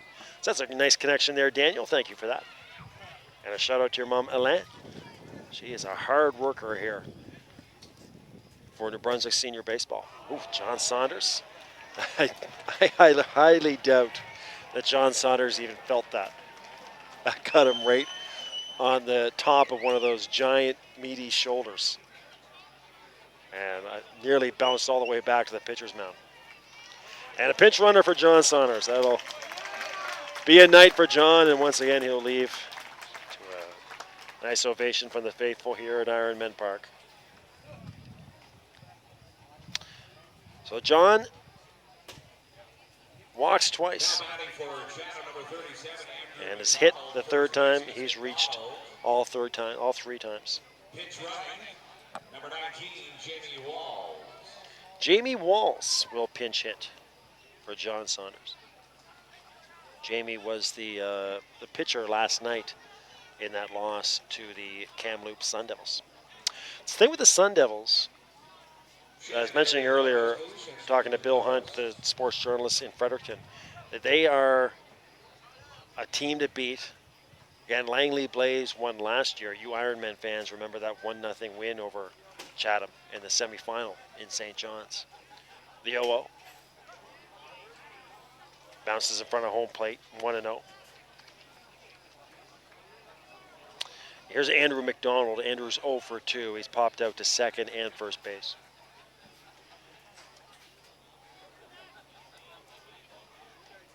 But the Sun Devils have speed. They are fast on the base pass. Right through the entire lineup. In their 2-1. Let me put that up. Well, that's a 1-1 pitch. 2-0 up on the scoreboard. So 1 ball, 1 strike. The umpire trying to show the fellas in the scoring area. In there for a strike, 1 and 2. So they're fast, they have great pitching, and they play defense. Very different team than the Langley Blaze, which won last year. Well, I shouldn't say very different. But that Langley Blaze team, they were a bunch of real big guys. This Kamloops Sun Devils, they're more speedy. Hit well into left field, and it's going to get down in front of Shepard. Shepard keeps it in front of him, and he'll get it to Farrow. Farrow will run it in. And now here comes Chatham. Runners at second and first. Jamie Walls at second. Andrew McDonald at first with the single. So Walls at second, McDonald at first. Here's Sean Corcoran, the 2 strikeouts. That can bring me to Sean Corcoran. We talked again about, we're going to go ahead and talk to Justin Davies. There's some action in the Sooners bullpen. But Shane Kramer, you remember him from last night again. He had that incredible pickoff move. Sean Corcoran, he was at first base, and Sean wasn't even trying to steal base. We were laughing about it earlier to start the day with and up in the press box. Sean wasn't even trying to steal first base. He was at first base just hanging out. He knew about the pickoff move, had a 2-step lead, wasn't going anywheres, wasn't messing around. And Shane Kramer still picked him off.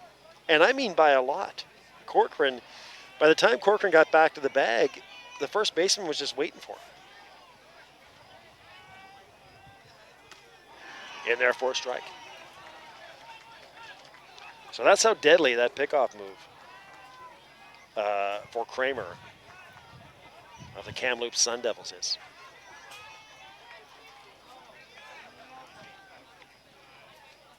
The 0-1. 0-2. Pivotal moment here. No balls, 2 strikes, 1 out. Corcoran and then Morgan McLean scheduled.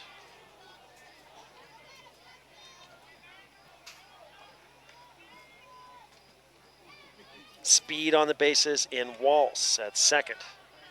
McDonald at first. And what is this now? Timeout called. Infielders coming together.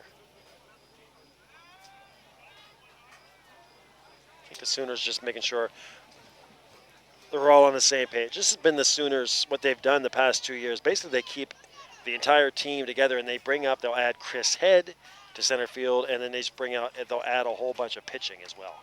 But they'll generally keep their position players all together for these trips to the Nationals. But they'll stock up on pitching and also add Chris Head in center field.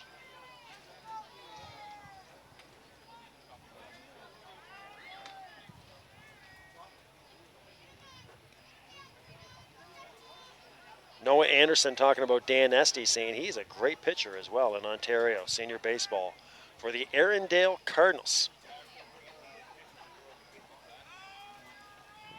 The 0-2. Swing and a miss. Out on strikes is Corcoran. Big strikeout. Pivotal moment, another one here in this game. Top of the 6th, the strikeout of Corcoran, remember that. Runners at second and first, and here is Morgan McLean, the catcher. Number 45, Morgan McLean, the catcher, McLean. Is it Pierce for the Houston Astros threw a no-hitter tonight? Man, oh man, is pitching dominant in Major League Baseball right now? It just seems like every night somebody's throwing a no-hitter or almost throwing a no-hitter, almost throwing a perfect game. Again, you're seeing that here at this level. This is all about pitching and defense right now, this game. The first pitch to Morgan McLean. Pitch outside, 1-0.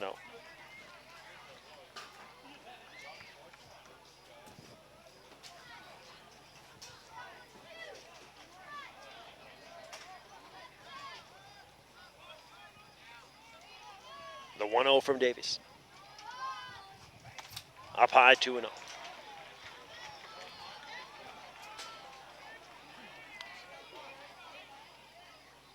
Fierce. Oh, nice. No hit the Dodgers. That's perfect. I'm a Giants fan. That's great. We get a win tonight. We can get within a game of the Dodgers. The 2-0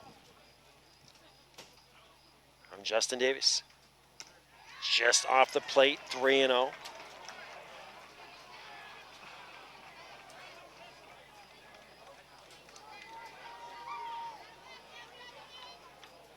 A 2-1 baseball game. 3-0 the count. Runners at second and first with 2 outs. The pitch from Davies. High and inside, a 4-pitch walk, and the bases are loaded for the Ironmen.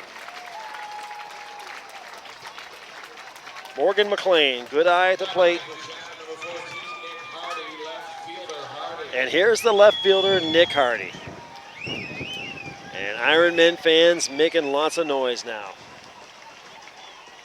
We're in the 6th inning, the top of the 6th, even though, again, we're at Ironmen Field, but the Sooners are the home team.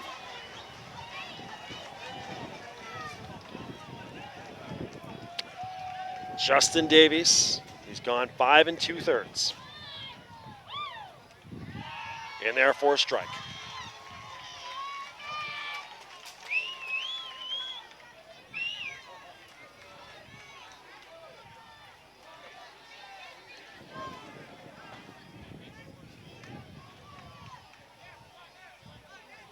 The 0-1.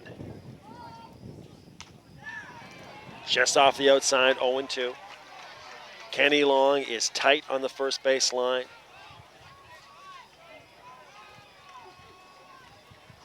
Infield is playing to pull. Chris Head straight away center field. The 1-1. Swung on to left field, and that'll be foul just past the bullpen out of play.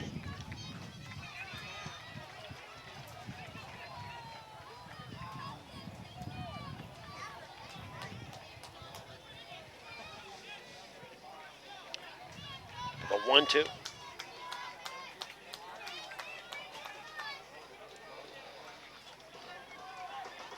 If Hardy gaps one here, this place is going to explode. The 1-2. Fouled out of play on the third base side. This Ironmen faithful have been waiting with bated breath for 2 nights in a row for that one huge moment. Again, last night the Sun Devils beat them 8-3. Here we are in the 6th, and they still haven't had that one incredible moment. Right now, the bases are loaded. Well over 2,000 people here. Up high, 2-2.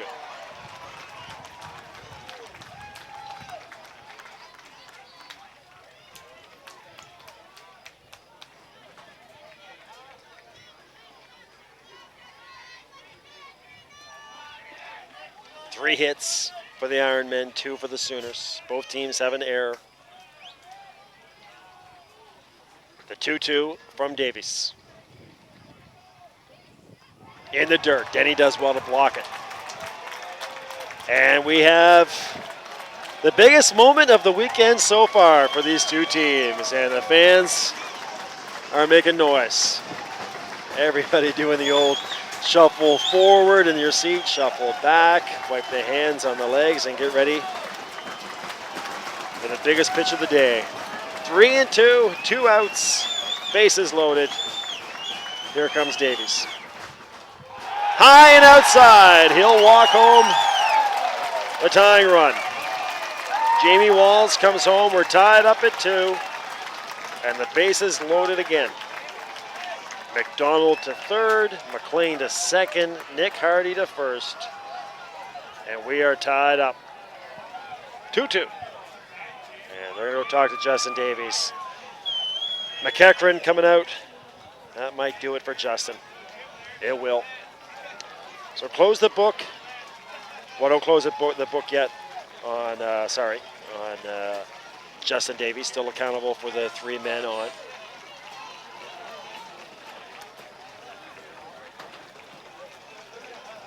We're going to go to the left-hander.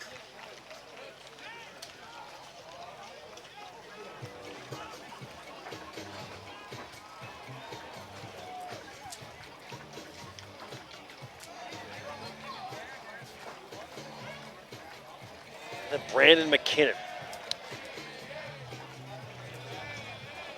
The left-hander, 6'4",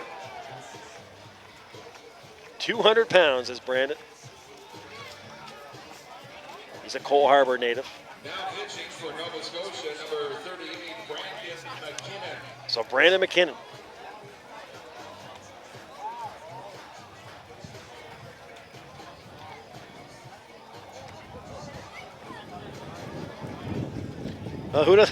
Who'd have thought these two teams could do it again after last year's masterpiece? But here we are, 2-2, 6th inning. 2 of the great franchises. I say 2 of the great. What is going on now? The umpire. What is going on? The umpires and the Sooners in a heated conversation at the pitcher's mound. Rico McEachran comes out, the home plate umpire, very emphatic about something. He's got that right arm going on there. Now Rico explaining his case. I don't know what's going on. First base umpire talking to the infield. And they're trying to, looks like Josh Forrest is hot about something.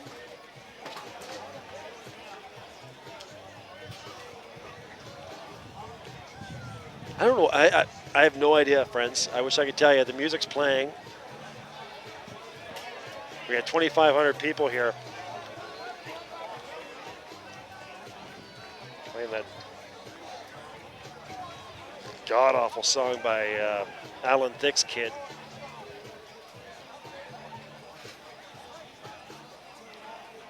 McEachran's still trying to explain his case. Brandon McKinnon, I don't know, maybe if the substitution issue. Everybody's on their feet.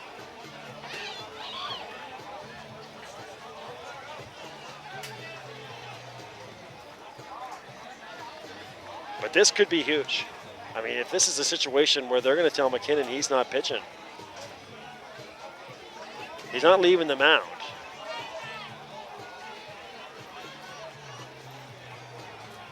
Umpires are going to come together now.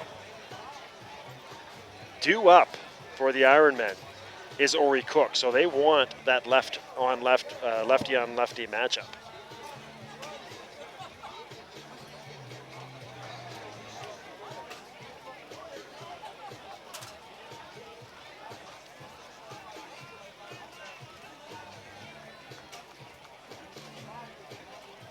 McEachran talking to Brandon McKinnon.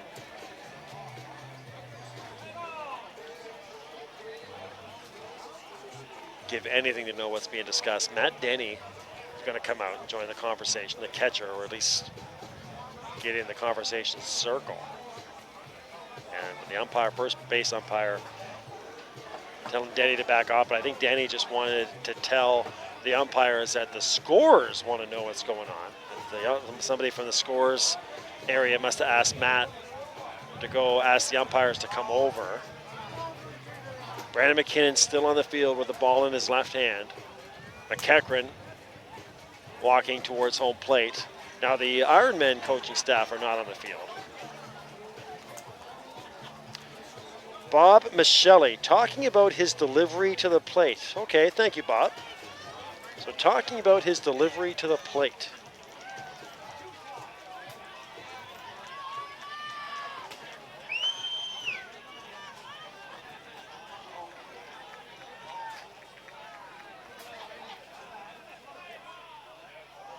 Oh, you know what? It's that I have no idea, and they're going to, I think it's this extra little kick right there. And you can hear the fans reacting.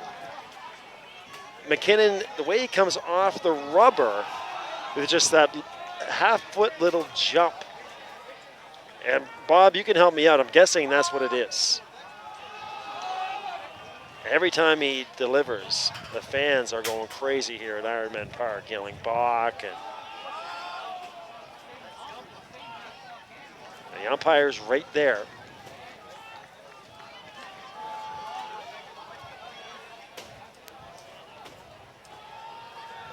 Rico talking to Brandon McKinnon. The umpire, this is Blaine Gallant. Yeah, the umpire is talking about his pitching motion. He jumps off the rubber when he pitches. Blaine saying that the MLB says it's okay in the NSSBL, of course, where Brandon pitches. So that's the controversy right now. And here is Ori Cook. So Brandon McKinnon will be on the mound. Ori, the drama builds. Ori Cook with the bases loaded. So here's McKinnon to Cook. High and inside. Cook, 0 for 1. He walked and scored, was hit by a pitch and stranded. In the dirt. Good job of Denny to keep it in front. 2-0 quickly on Brandon McKinnon. So after all that, just a reminder, Andrew McDonald at third, McLean at second, and Nick Hardy at first. The 2-0. In there for a strike.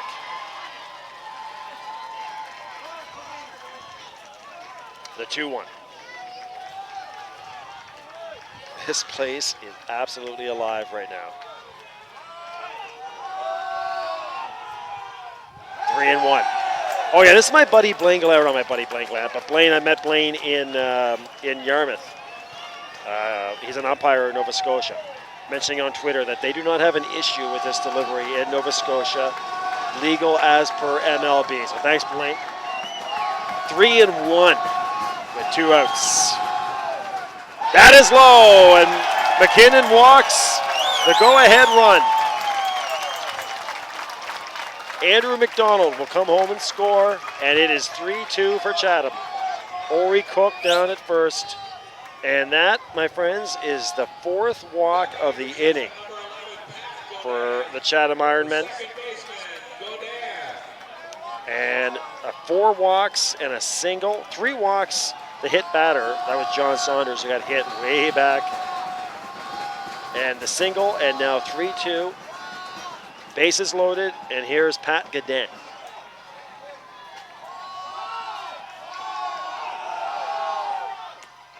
McKinnon in there for a strike. Every time McKinnon pitches, the fans are yelling, balk.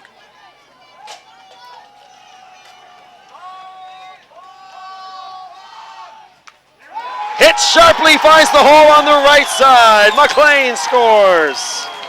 Hardy scores. It's 5-2 Ironmen.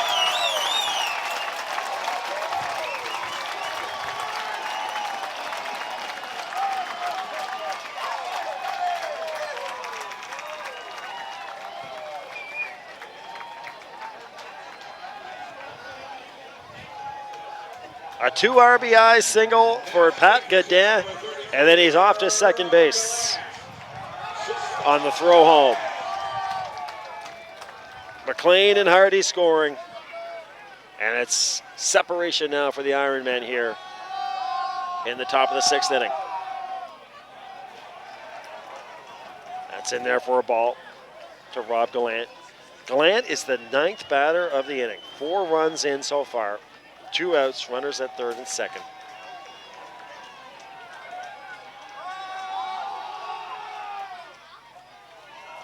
In there for a strike. So you can close the book on Justin Davies. He will allow 5 runs.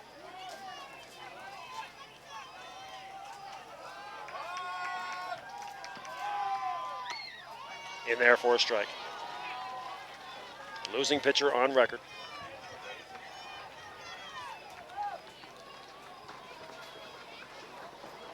He had 5 strikeouts.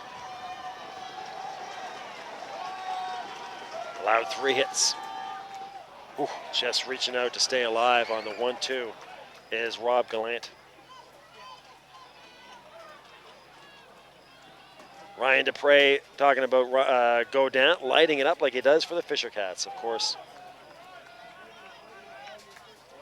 Godin, the call up from the Moncton Fisher Cats. The 1-2. Swung on high to left field. Farrell calling for it, and he will make the catch on the cusp of the outfield grass. 9 Chatham Ironmen come to the plate. They score 4 runs on 1 hit. Don't check that, 2 hits. He had the big 2 RBI single for Godin. 2 hits, 3 walks, a hit batter, no errors, 2 left on, 1 wild controversy at the pitcher's mound. An incredibly long inning. And it's 5-2. 2 hits. No Nova Scotia errors. 2 men left on base. 2 men left on. And the 2 hits. And so just further confirmation on this from folks in the know. Again, Blaine Gallant, thanks very much for that, Blaine. Good to talk to you again, sir. I think I owe you an email, Blaine. Tweet me on that. You emailed me about some videos there. So make sure I get that email back to you. And some Ironman fans now are gonna head out here. They think they might be in a good position to win this game. Again, it's getting late here. 12:04 in Miramichi. And Daniel Esty on Twitter Also saying that it's not a balk as long as his foot is making contact with the rubber before the push off, he is fine.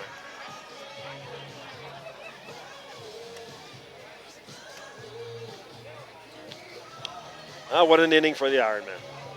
4 runs, and they got some separation now. 5-2. The Sooners still have 2 chances to get back into it. Chip away. Cam Marling, who's now pitching for the Sooners. He's a member of the Dartmouth Moosehead Dry. He got the win, the shutout victory in that first game against Newfoundland Labrador. Cam, once talking about this Sooners team, said, you just don't get any breaks in that lineup. They just never stop coming at you. There's no easy outs. Fans, an update from Waldo Henderson Field, Ontario, defeated Manitoba 5-1. 5-1 was that final score, Ontario over Manitoba. But the thing about the Sooners, too, that again, it serves them so well come playoff time, is they can just small ball you to death. They'll try to get it going here with Justin Brewer, Ken Long, and Josh Forrest. Emerson Savage out there for his 6th inning. Justin Brewer gets into one to center field, but Ori Cook slides over to make the catch. No problem for Cook.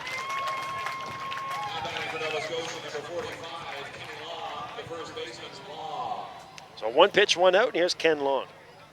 Kenny struck out and walked back in the 4th inning.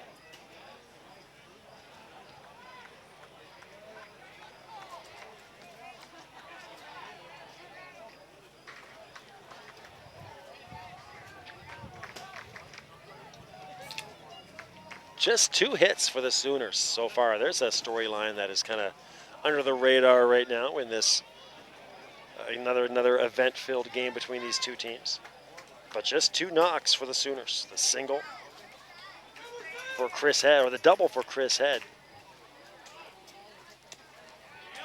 Trying to find that first hit.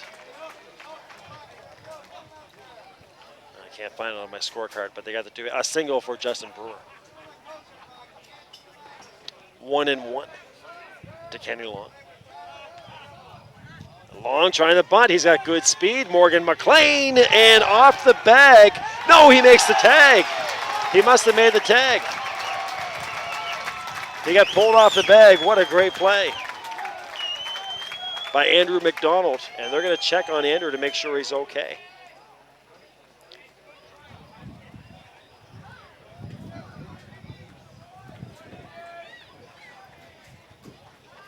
So we're going to check on McDonald, make sure he's all right. Actually, that's a new first baseman for Chatham. That's Nick Hardy. So they've moved Nick Hardy to first base, and he makes the great play.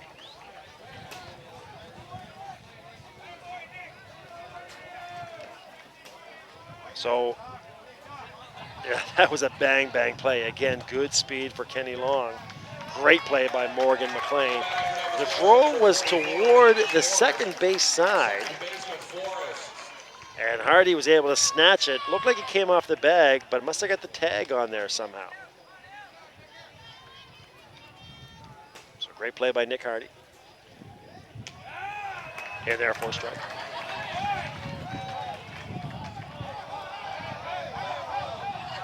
Ball on the field here.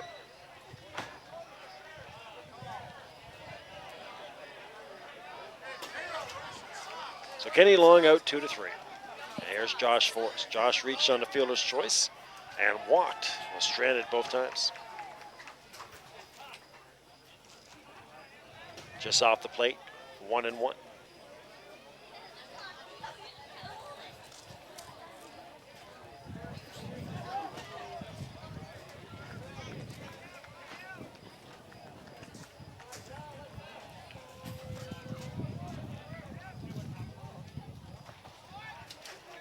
In the dirt, 2-1.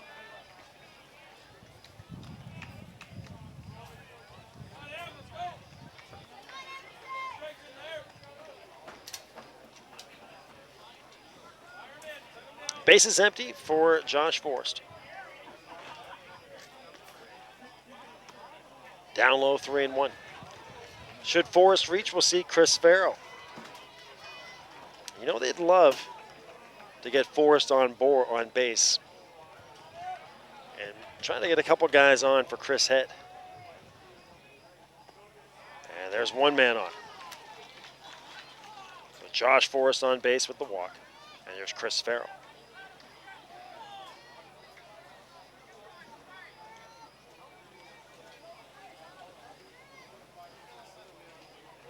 Now batting for Nova Scotia, number 4, Chris Farrell. Shortstop Farrell.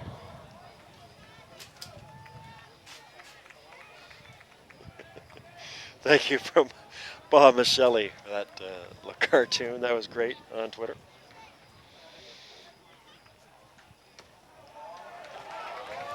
Oh, we're having fun here. The 0-1 on Chris Farrell. Chris popped out to first, grounded out to second. Down low.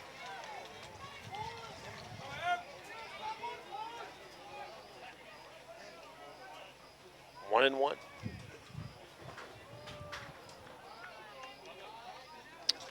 Good speed at first base for Josh Forrest. Oh, Chris Farrell swings at a pitch at his eyes, under the knee or underneath it, and now Emerson Savage one strike away from getting out of this inning.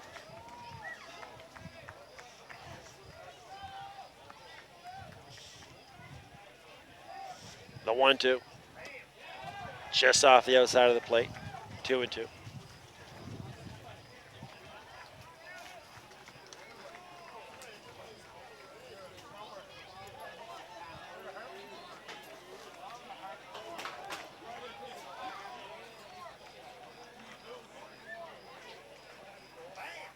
Up high, 3-2.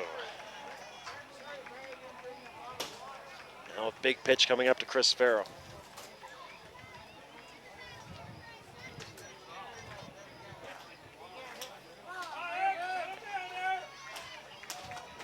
Chatham fans beginning the rhythmic clap. They want strike 3. 6'4" Emerson Savage stares down Chris Farrell, and it is a walk. Farrell down to first base. So Farrell the walk, Forrest to second, and Chris Head comes to the plate as the tying run.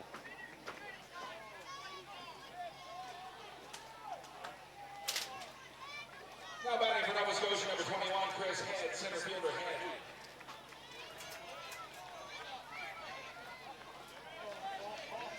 So the center fielder, Chris Head. 1 for 2. Chris Head down the right field line, and fair. Coming home to score is Forrest. Chris Farrell into third. They're struggling to get the ball in. Farrell's going to stay there. So Farrell will stay at third. Chris Head at second with the RBI single. Josh Forrest scores. Head will go to second on that, actually. So give Chris Now batting for Nova Scotia, number 32, the double, an RBI double. Fielder, Chris Farrell stayed at third. Would have been close at home. They kind of struggled to get that ball picked up down the right field line here. And now they're going to come out and talk to Emerson Savage. And that might do it for Savage. 5-3. The tying run is at second base in the form of Chris Head. And with Farrell at third as well, a single will tie this game.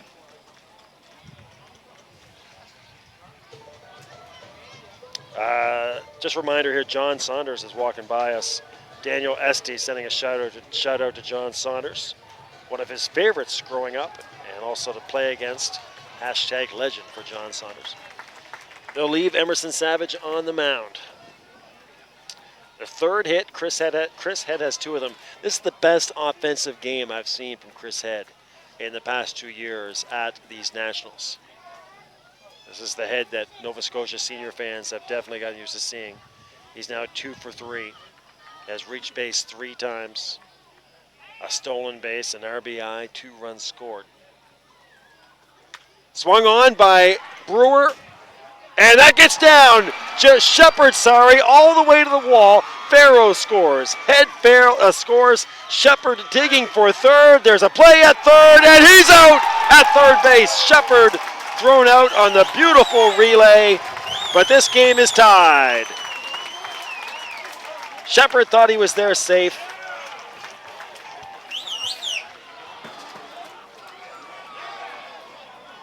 That got under the glove of the right fielder. But the great relay throw to nail Shepard at third, trying to stretch a double into a triple, but give him 2 RBIs. Farrow scores, Head scores.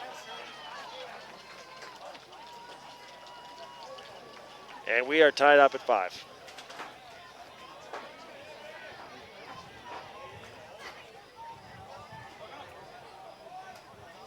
Call that 9-4-5 to get Shepard at third base for the third out. That's my highly unofficial scoring. But, well, wow. The Sydney Sooners come back to tie this thing up. We are tied at 5. All that happening with 2 outs. 3 runs, 2 hits, no errors. After 6 complete, we are tied at 5. Oh my Lord, another classic between the Ironmen and the Sooners at Baseball Canada Senior Nationals. And you're watching it live on Bell Aliant Community 1. It is after midnight, 12:16. Bob Michelli, in the midst of all that, great call here, Bob. He's also letting us know that that was an ejection. So Jordan Shepard is tossed. He was not happy. He thought that he was safe at third. Kenny Long is going to go play left field, and we talked about the diversity of Ken Long. So Long is out at third. Jordan Shepard ejected after the RBI double. And looks like Justin Brewer will come to play first base. John Saunders just gave me a shout. Hello.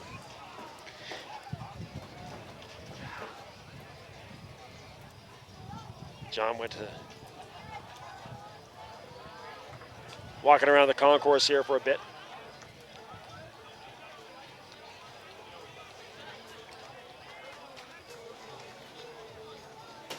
So this is from Jay Nash as well. Shepard ejected, arguing the call.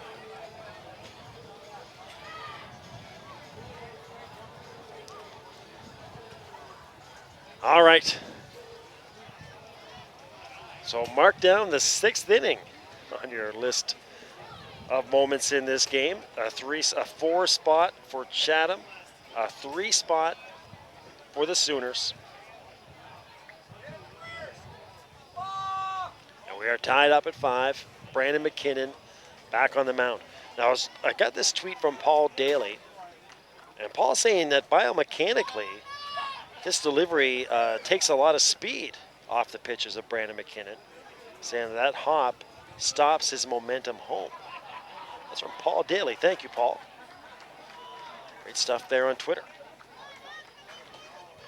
It's got the Ironmen fans. I don't know if it's that the Ironmen fans are riled up about it, or that they're they got Brandon McKinnon riled up about it.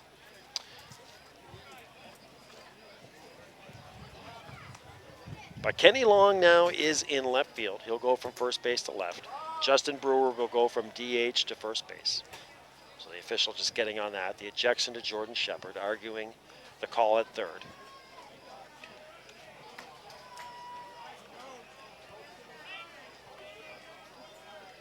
I think that's a play where the umpire makes that ejection because he's 100% sure he had that call right. And I tell you what, it looked like they had him too. That was a great relay throw by the Ironmen. The ball definitely beat Shepard to the bag.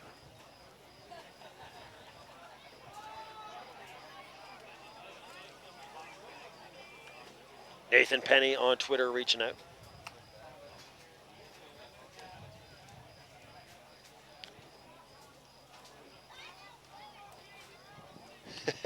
Jay Nash on Twitter asking if I have a cot in the booth. No sense in going home. That's true, man. That alarm clock tomorrow morning is going to go off way too soon. Back here at 8 a.m. for our first game of the day. But it's one of those that we do these tournaments all the time, and sometimes that alarm clock goes off the next morning, and you really can't believe that it's actually true. There's got to be more time. It's going to be like that tomorrow morning. Shouldn't say not tournaments like this all the time, because this is one of the highlights of the summer for us, man. Oh man, the Baseball Canada Senior Nationals last year in St. John's, this year in Chatham, next year in Fredericton, hopefully for us as well. Brett Buckley reaching out. Brett, you must have been with us last year, obviously, at Mount Pearl for that 9-inning classic. Was it 9? You think I would have that memorized by now? Can't remember if that was 9 innings or 10. But Brett Buckley saying that wouldn't be a senior Nats without a little Ironmen Sooners extra inning action. We might be on our way to extra innings. I don't know. I mean, I gotta start thinking about time too. It's 12:20 at night. So if we go to extra innings, I mean, do they keep going? They got to get this game in because we have 5 games on the schedule tomorrow. So there's no, I mean, you can't get it. What are they going to do? Play the game at 6:30 in the morning? So they got to get this baseball game in. There's another delay on the field. It's 20 after 12. A lot of those fans who left when the score was 5-2 thinking they could play it safe because the Ironmen put up 3 runs. They're going to hear about this in the morning. And what they missed out on. But thanks, Brett Buckley. But again, I mean, they've got to set up so nicely here, or Brett Buckley and Jay Nash. They've got to set up so nicely here in the press box. You could just put your head back and fall asleep when everything's all finished here.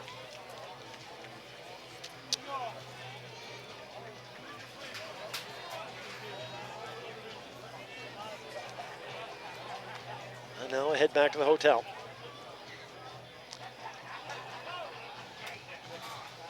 But we're living in the moment right now of this beauty. And if you're just joining us and thinking, how can this game still be going, and you weren't aware of the actions or what happened today, Chris Keating at the plate. And the Ironmen send 9 men to the plate back in the 6th.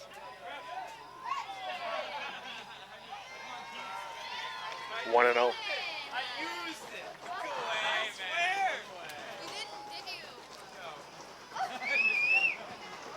The 1-1. Keating out in front and held back on it. It's a called strike on Chris. Now 1-2. Identical scoreboards for these two teams as well. Pitch in the dirt. 5 runs, 4 hits, 1 error for both teams.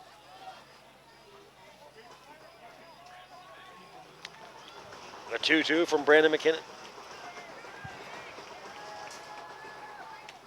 In there for a strike. Keating called out on strikes.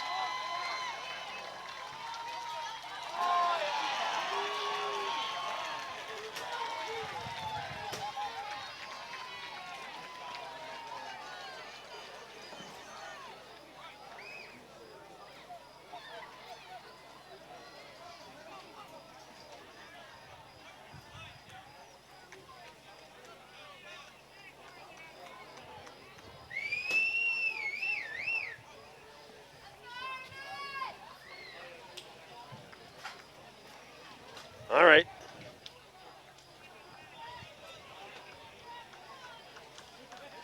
So again, John Saunders out of the game now after he was hit by the pitch. And here's Jeff McCarthy. So Jeff McCarthy to bat in that spot vacated by John Saunders after Jamie Walls came in to pinch run.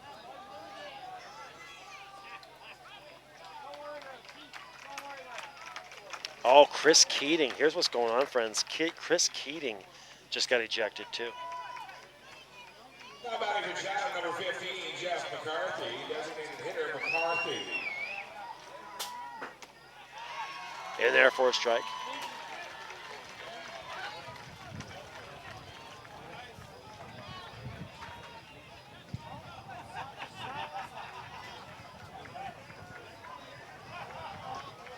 The 0-1.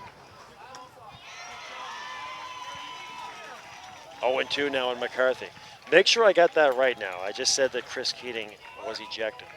They didn't announce it, but there was something going on in the Ironmen dugout. Greg Morris came over. It looked like he was trying to calm down the situation. And then Chris Keating just jumped over the bench or the left field, good grief, right field wall here and left. But that looks like that's what happened. To short, Chris Farrell! Oh my! Farrell makes the catch. His second outstanding grab. To deep short, and Farrell makes the grab. It is Keating. So Keating is ejected, arguing balls and strikes. Thanks for that on the Twitter. Meanwhile, Chris Farrell makes his second highlight grab.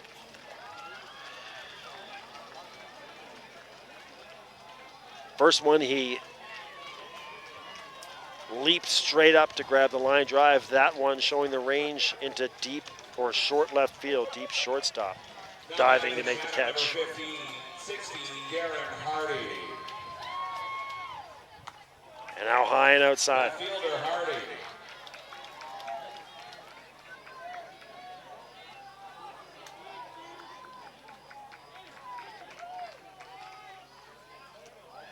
Fouled away by Hardy. So here's Darren Hardy batting for Andrew McDonald.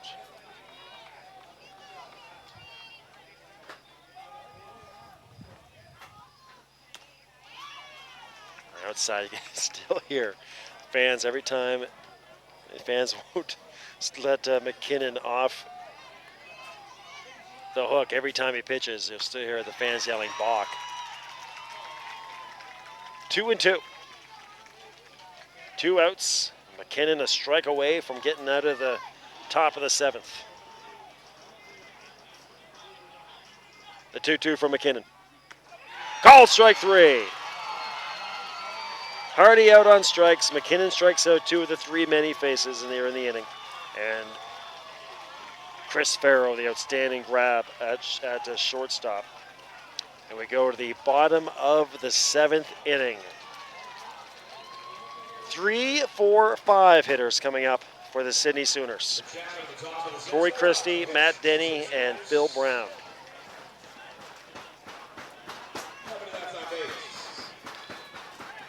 All right, so Linz, thank you, Linz, on Twitter. Saying we could be in for a long one.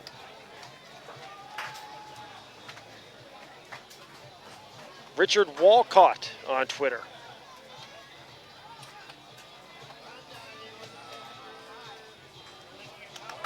Two teams playing their hearts out. Richard cheering for the Sooners. Alex on Twitter.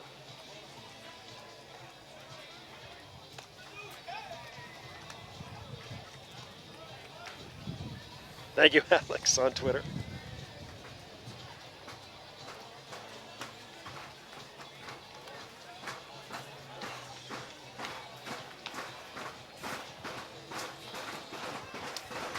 And Nathan Penny talking about Chris Farrell, give him the Gold Glove mantle. Man, hard to believe the dude committed an error. Chris Keating committed an error as well. 2 of the guys that you would never thought.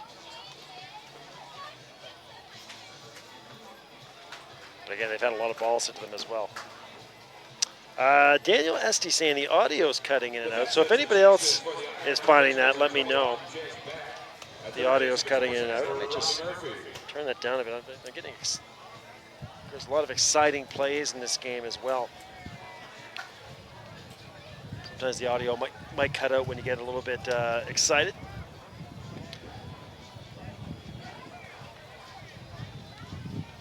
The bottom of the 7th we go. The Sooners with Christie, Denny and Phil Brown. 12:30 at night in Sydney, or in Chatham, sorry. The Sooners are the home team. And here's Corey Christie, the old man of this group. Still a guy in his prime, but this is a young group of Sooners.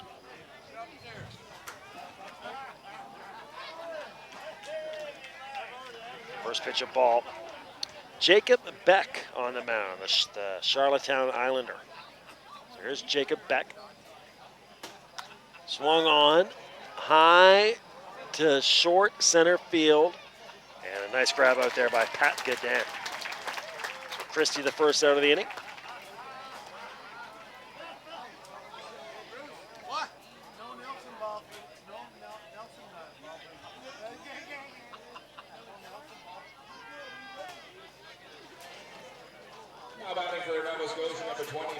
But again, if the audio is cutting in and out, let us know. We have had Daniel say that it's cutting in and out. Hopefully it's okay.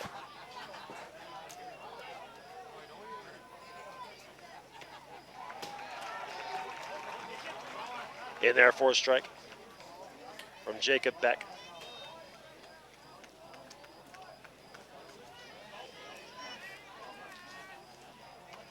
Swung on and fouled back by Matt Denny. 2 strikeouts for Matt, and he reached on a fielder's choice. This is a good one. This is from Surrey, BC. Brian grew up here in Chatham, now living out there in Surrey, BC. Only 8:30 there for you guys. Great to have you with us on the West Coast.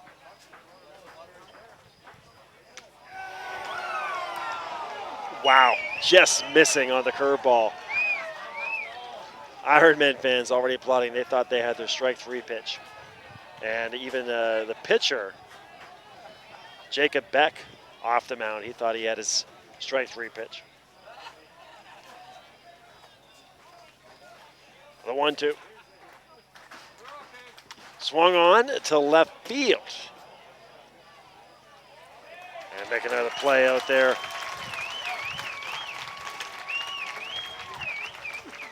Is Nick Hardy. Actually, I believe that's Darren Hardy out there. It is. Darren Hardy out in left field. Makes that catch. And the Ironmen 1 out away from forcing extras. So Royal Kushban, thank you for that, saying his audio is okay. Daniel might just want to hit refresh, maybe in between innings. Sometimes that's just a matter, you got to hit the refresh.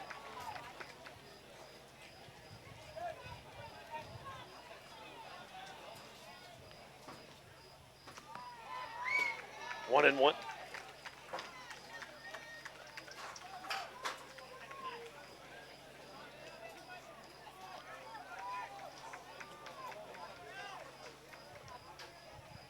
The 1-1 from Jacob.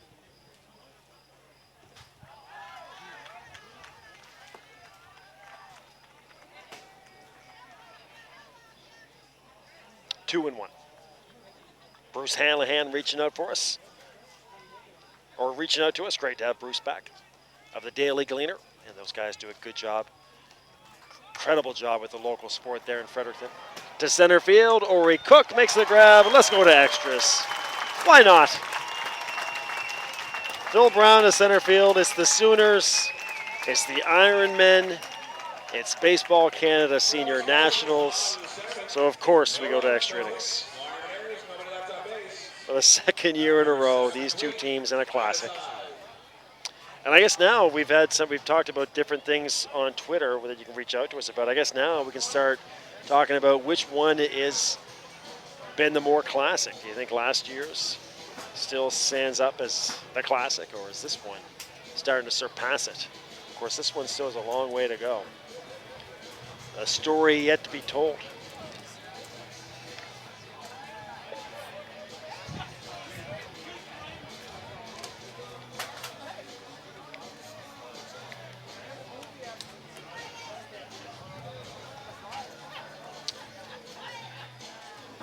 Again, Bruce Hanlahan, thank you very much.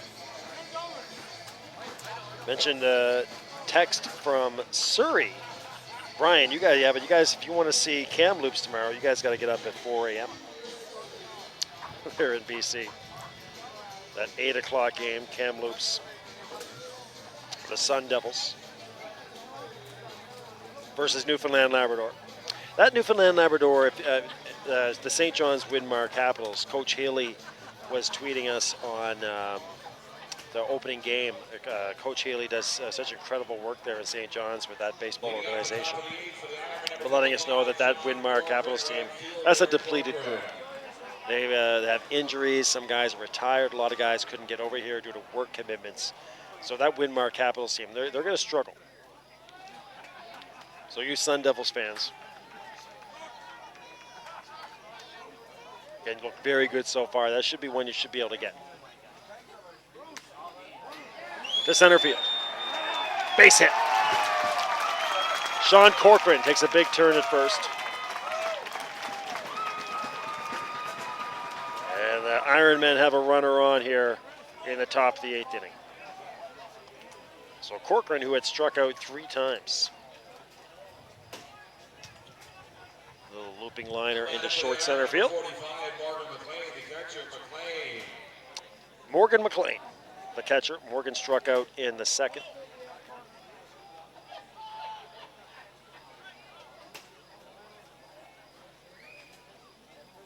Popped up to the first baseman in the 5th and walked and scored back in the 6th. Part of that big 4-run inning for the Ironmen. It's 5-5. We're in the top of the 8th. You're on Community 1.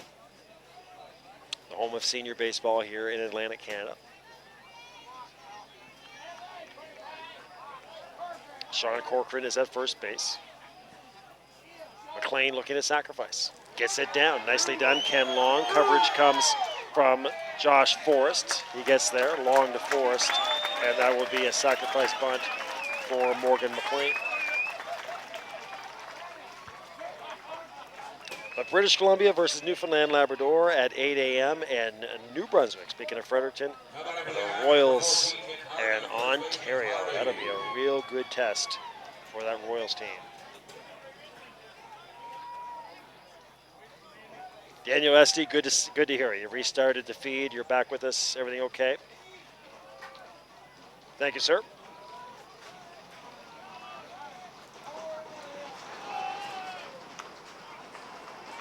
High and outside as a train goes by here.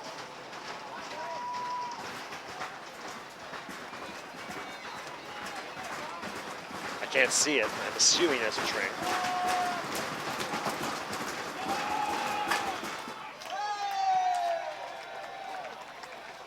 A train or the bleachers? No, it's people stomping on the bleachers. Man, oh man, it is late. People stomping on the bleachers, the metallic bleachers down here on the first baseline. 3-0. In Dartmouth, I live right beside the train tracks. 3-0. And therefore a strike.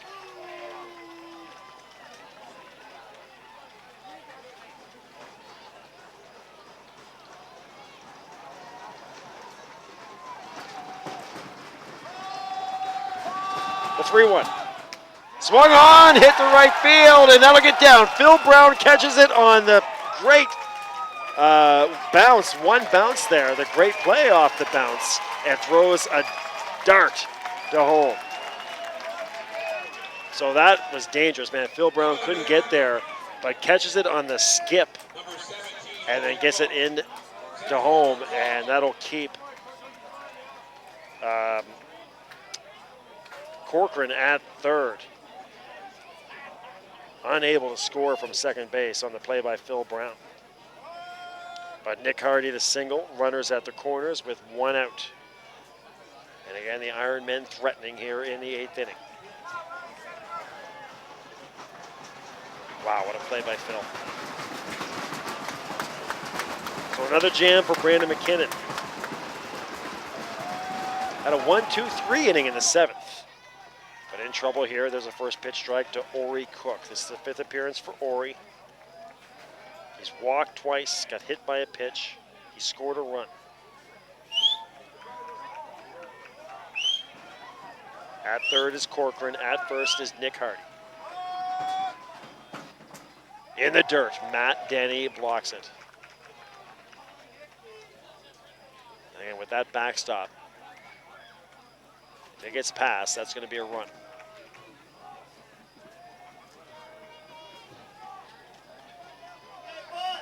Jamie McNeil, yep. You said it, Jamie. Reaching out on Twitter just like last year in that fog and drizzle in Mount Pearl. There's the bunt, the suicide squeeze. The run will score. McKinnon to first. The nice pick by Kenny Long. He's back at first base. Makes the pick on the play, but the suicide squeeze. Ori Cook gets it down. Scoring is Corcoran. And the Ironmen have the 6-5 lead on the sac bunt RBI by Ori Cook.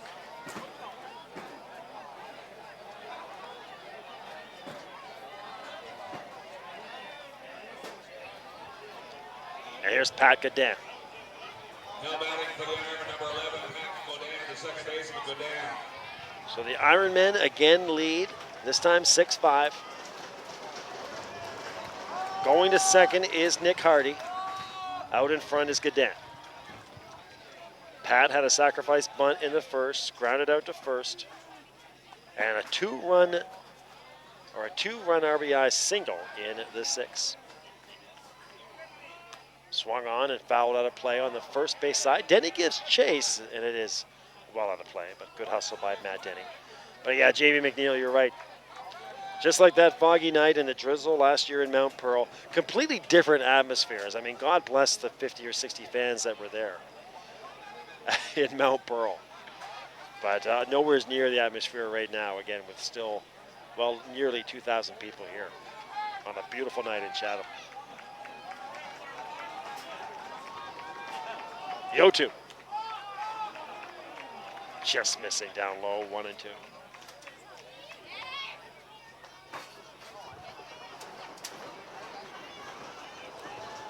.12:42. I can't remember how late we went last year. It was deep into the night in Mount Pearl. I remember that.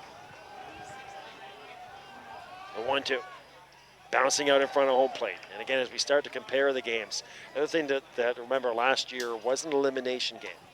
That was your crossover game, 2 versus 3. And that was for elimination. Obviously, both these teams will still be in the hunt tomorrow.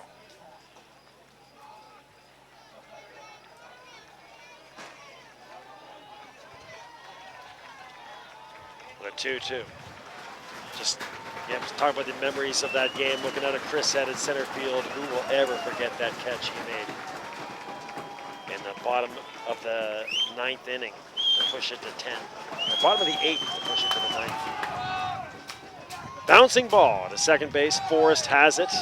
He'll throw it to Kenny Long. He'll get down 4-3. And the Sooners turn. Trailing by a run. One run on 2 hits. Shane Corcoran came home to score. On the suicide squeeze by Ori Cook.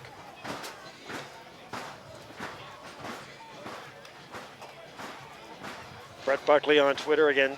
From a Saunders 3-run bomb to a suicide squeeze. Different story in the works here in these games from last year.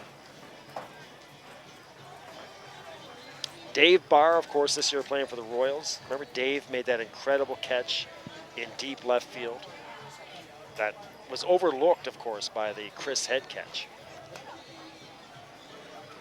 And then Dave maybe found the only patch of grass that was available between Chris Head and Phil Brown to bring home the winning run. That catch by Chris Head just got the perfect jump on it.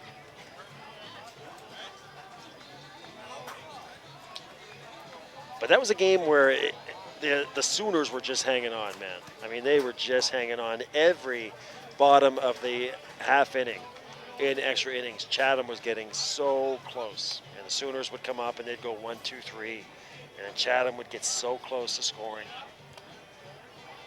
And then finally they broke through again on that RBI single by Dave Barr.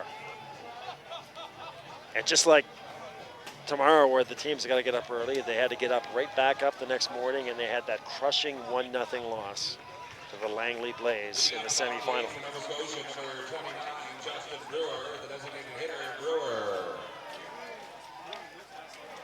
6-5 is the score in 2015 between these two teams. And here come the Sooners with Justin Brewer, Kenny Long, and Josh Forrest. In there for a strike to Justin. Justin's been a DH and he's played first base as well today. 1 for 3.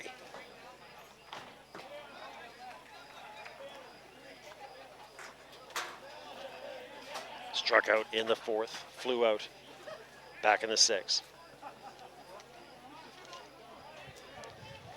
Mentioned that they moved Kenny Long back to first base, and out in left field was Jeff McKinnon, another one of these young Sooners. Again, they're scrambling after that ejection to Jordan Shepard. So Jordan Shepard ejected, Chris Keating ejected. The wild controversy between with Brandon McKinnon and his delivery. Chris Head making his presence known offensively for the first time here at Nationals. And therefore strike to Brewer. The 4-run inning for Chatham in the 6th. 3 runs response by Sydney in the 6th. Great pitching from Emerson Savage and Justin Davies. And Brewer the walk. Leadoff man is on. So now what do you do here if you're Rico McCaffrey? Again, this is a speedy group of Sooners. And here, that the answer, we're not even going to finish the question. Here comes a pinch runner for Justin Brewer. So a pinch runner for Justin. Pinch running for Nova Scotia, number 27, Robbie Biron. Robbie Biron. Now batting for Nova Scotia, number 45, Kenny Long. So Robbie Biron will come in to pitch hit for pinch run. Check that first baseman, Long. Here's first baseman Kenny Long. Played 1 inning out there in left field.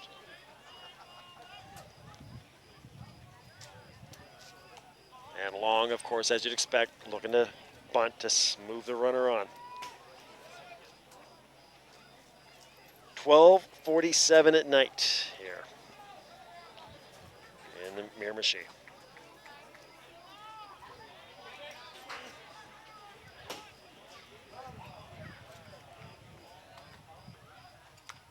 Long gets the bunt down, it's a good one. Coverage comes from Gaudent. He gets there in time. And Long has a sacrifice bunt.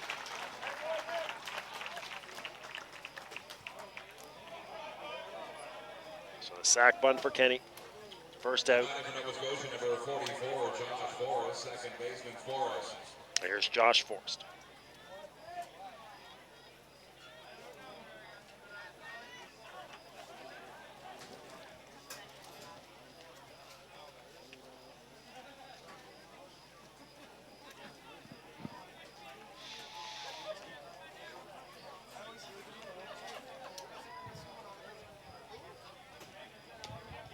In there for a strike. 0-1.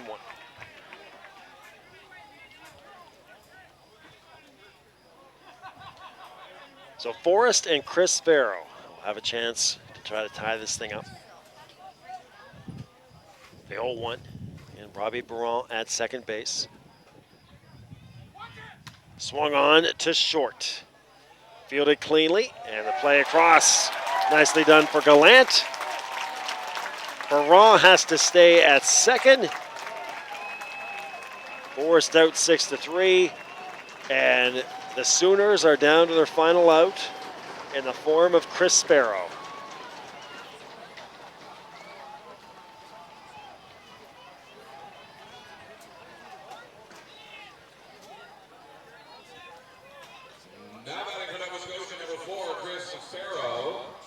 Shortstop Farrell.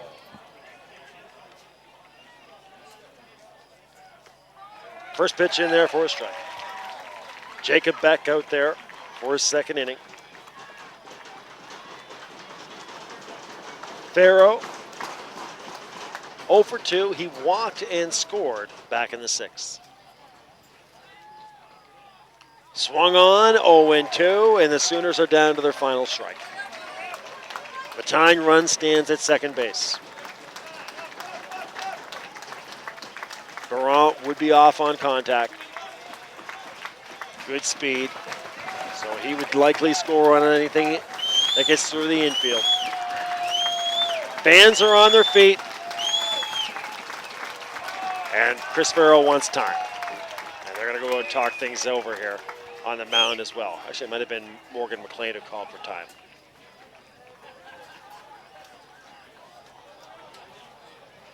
And Chris Farrell, known for his defense, but he also hits for a high percentage in the Nova Scotia circuit. The 0-2. Swing and a miss. The Chatham Ironmen once again are going to beat the Sydney Sooners in a classic at Baseball Canada Senior Nationals. Farrow out on strikes. The Ironmen win 6-5 in 8 innings. Player of the game announcement coming up. There will not be a post-game show. We will sign off and get ready for tomorrow. Thanks to everybody who reached out on Twitter, spending the night with us. Great to have everybody.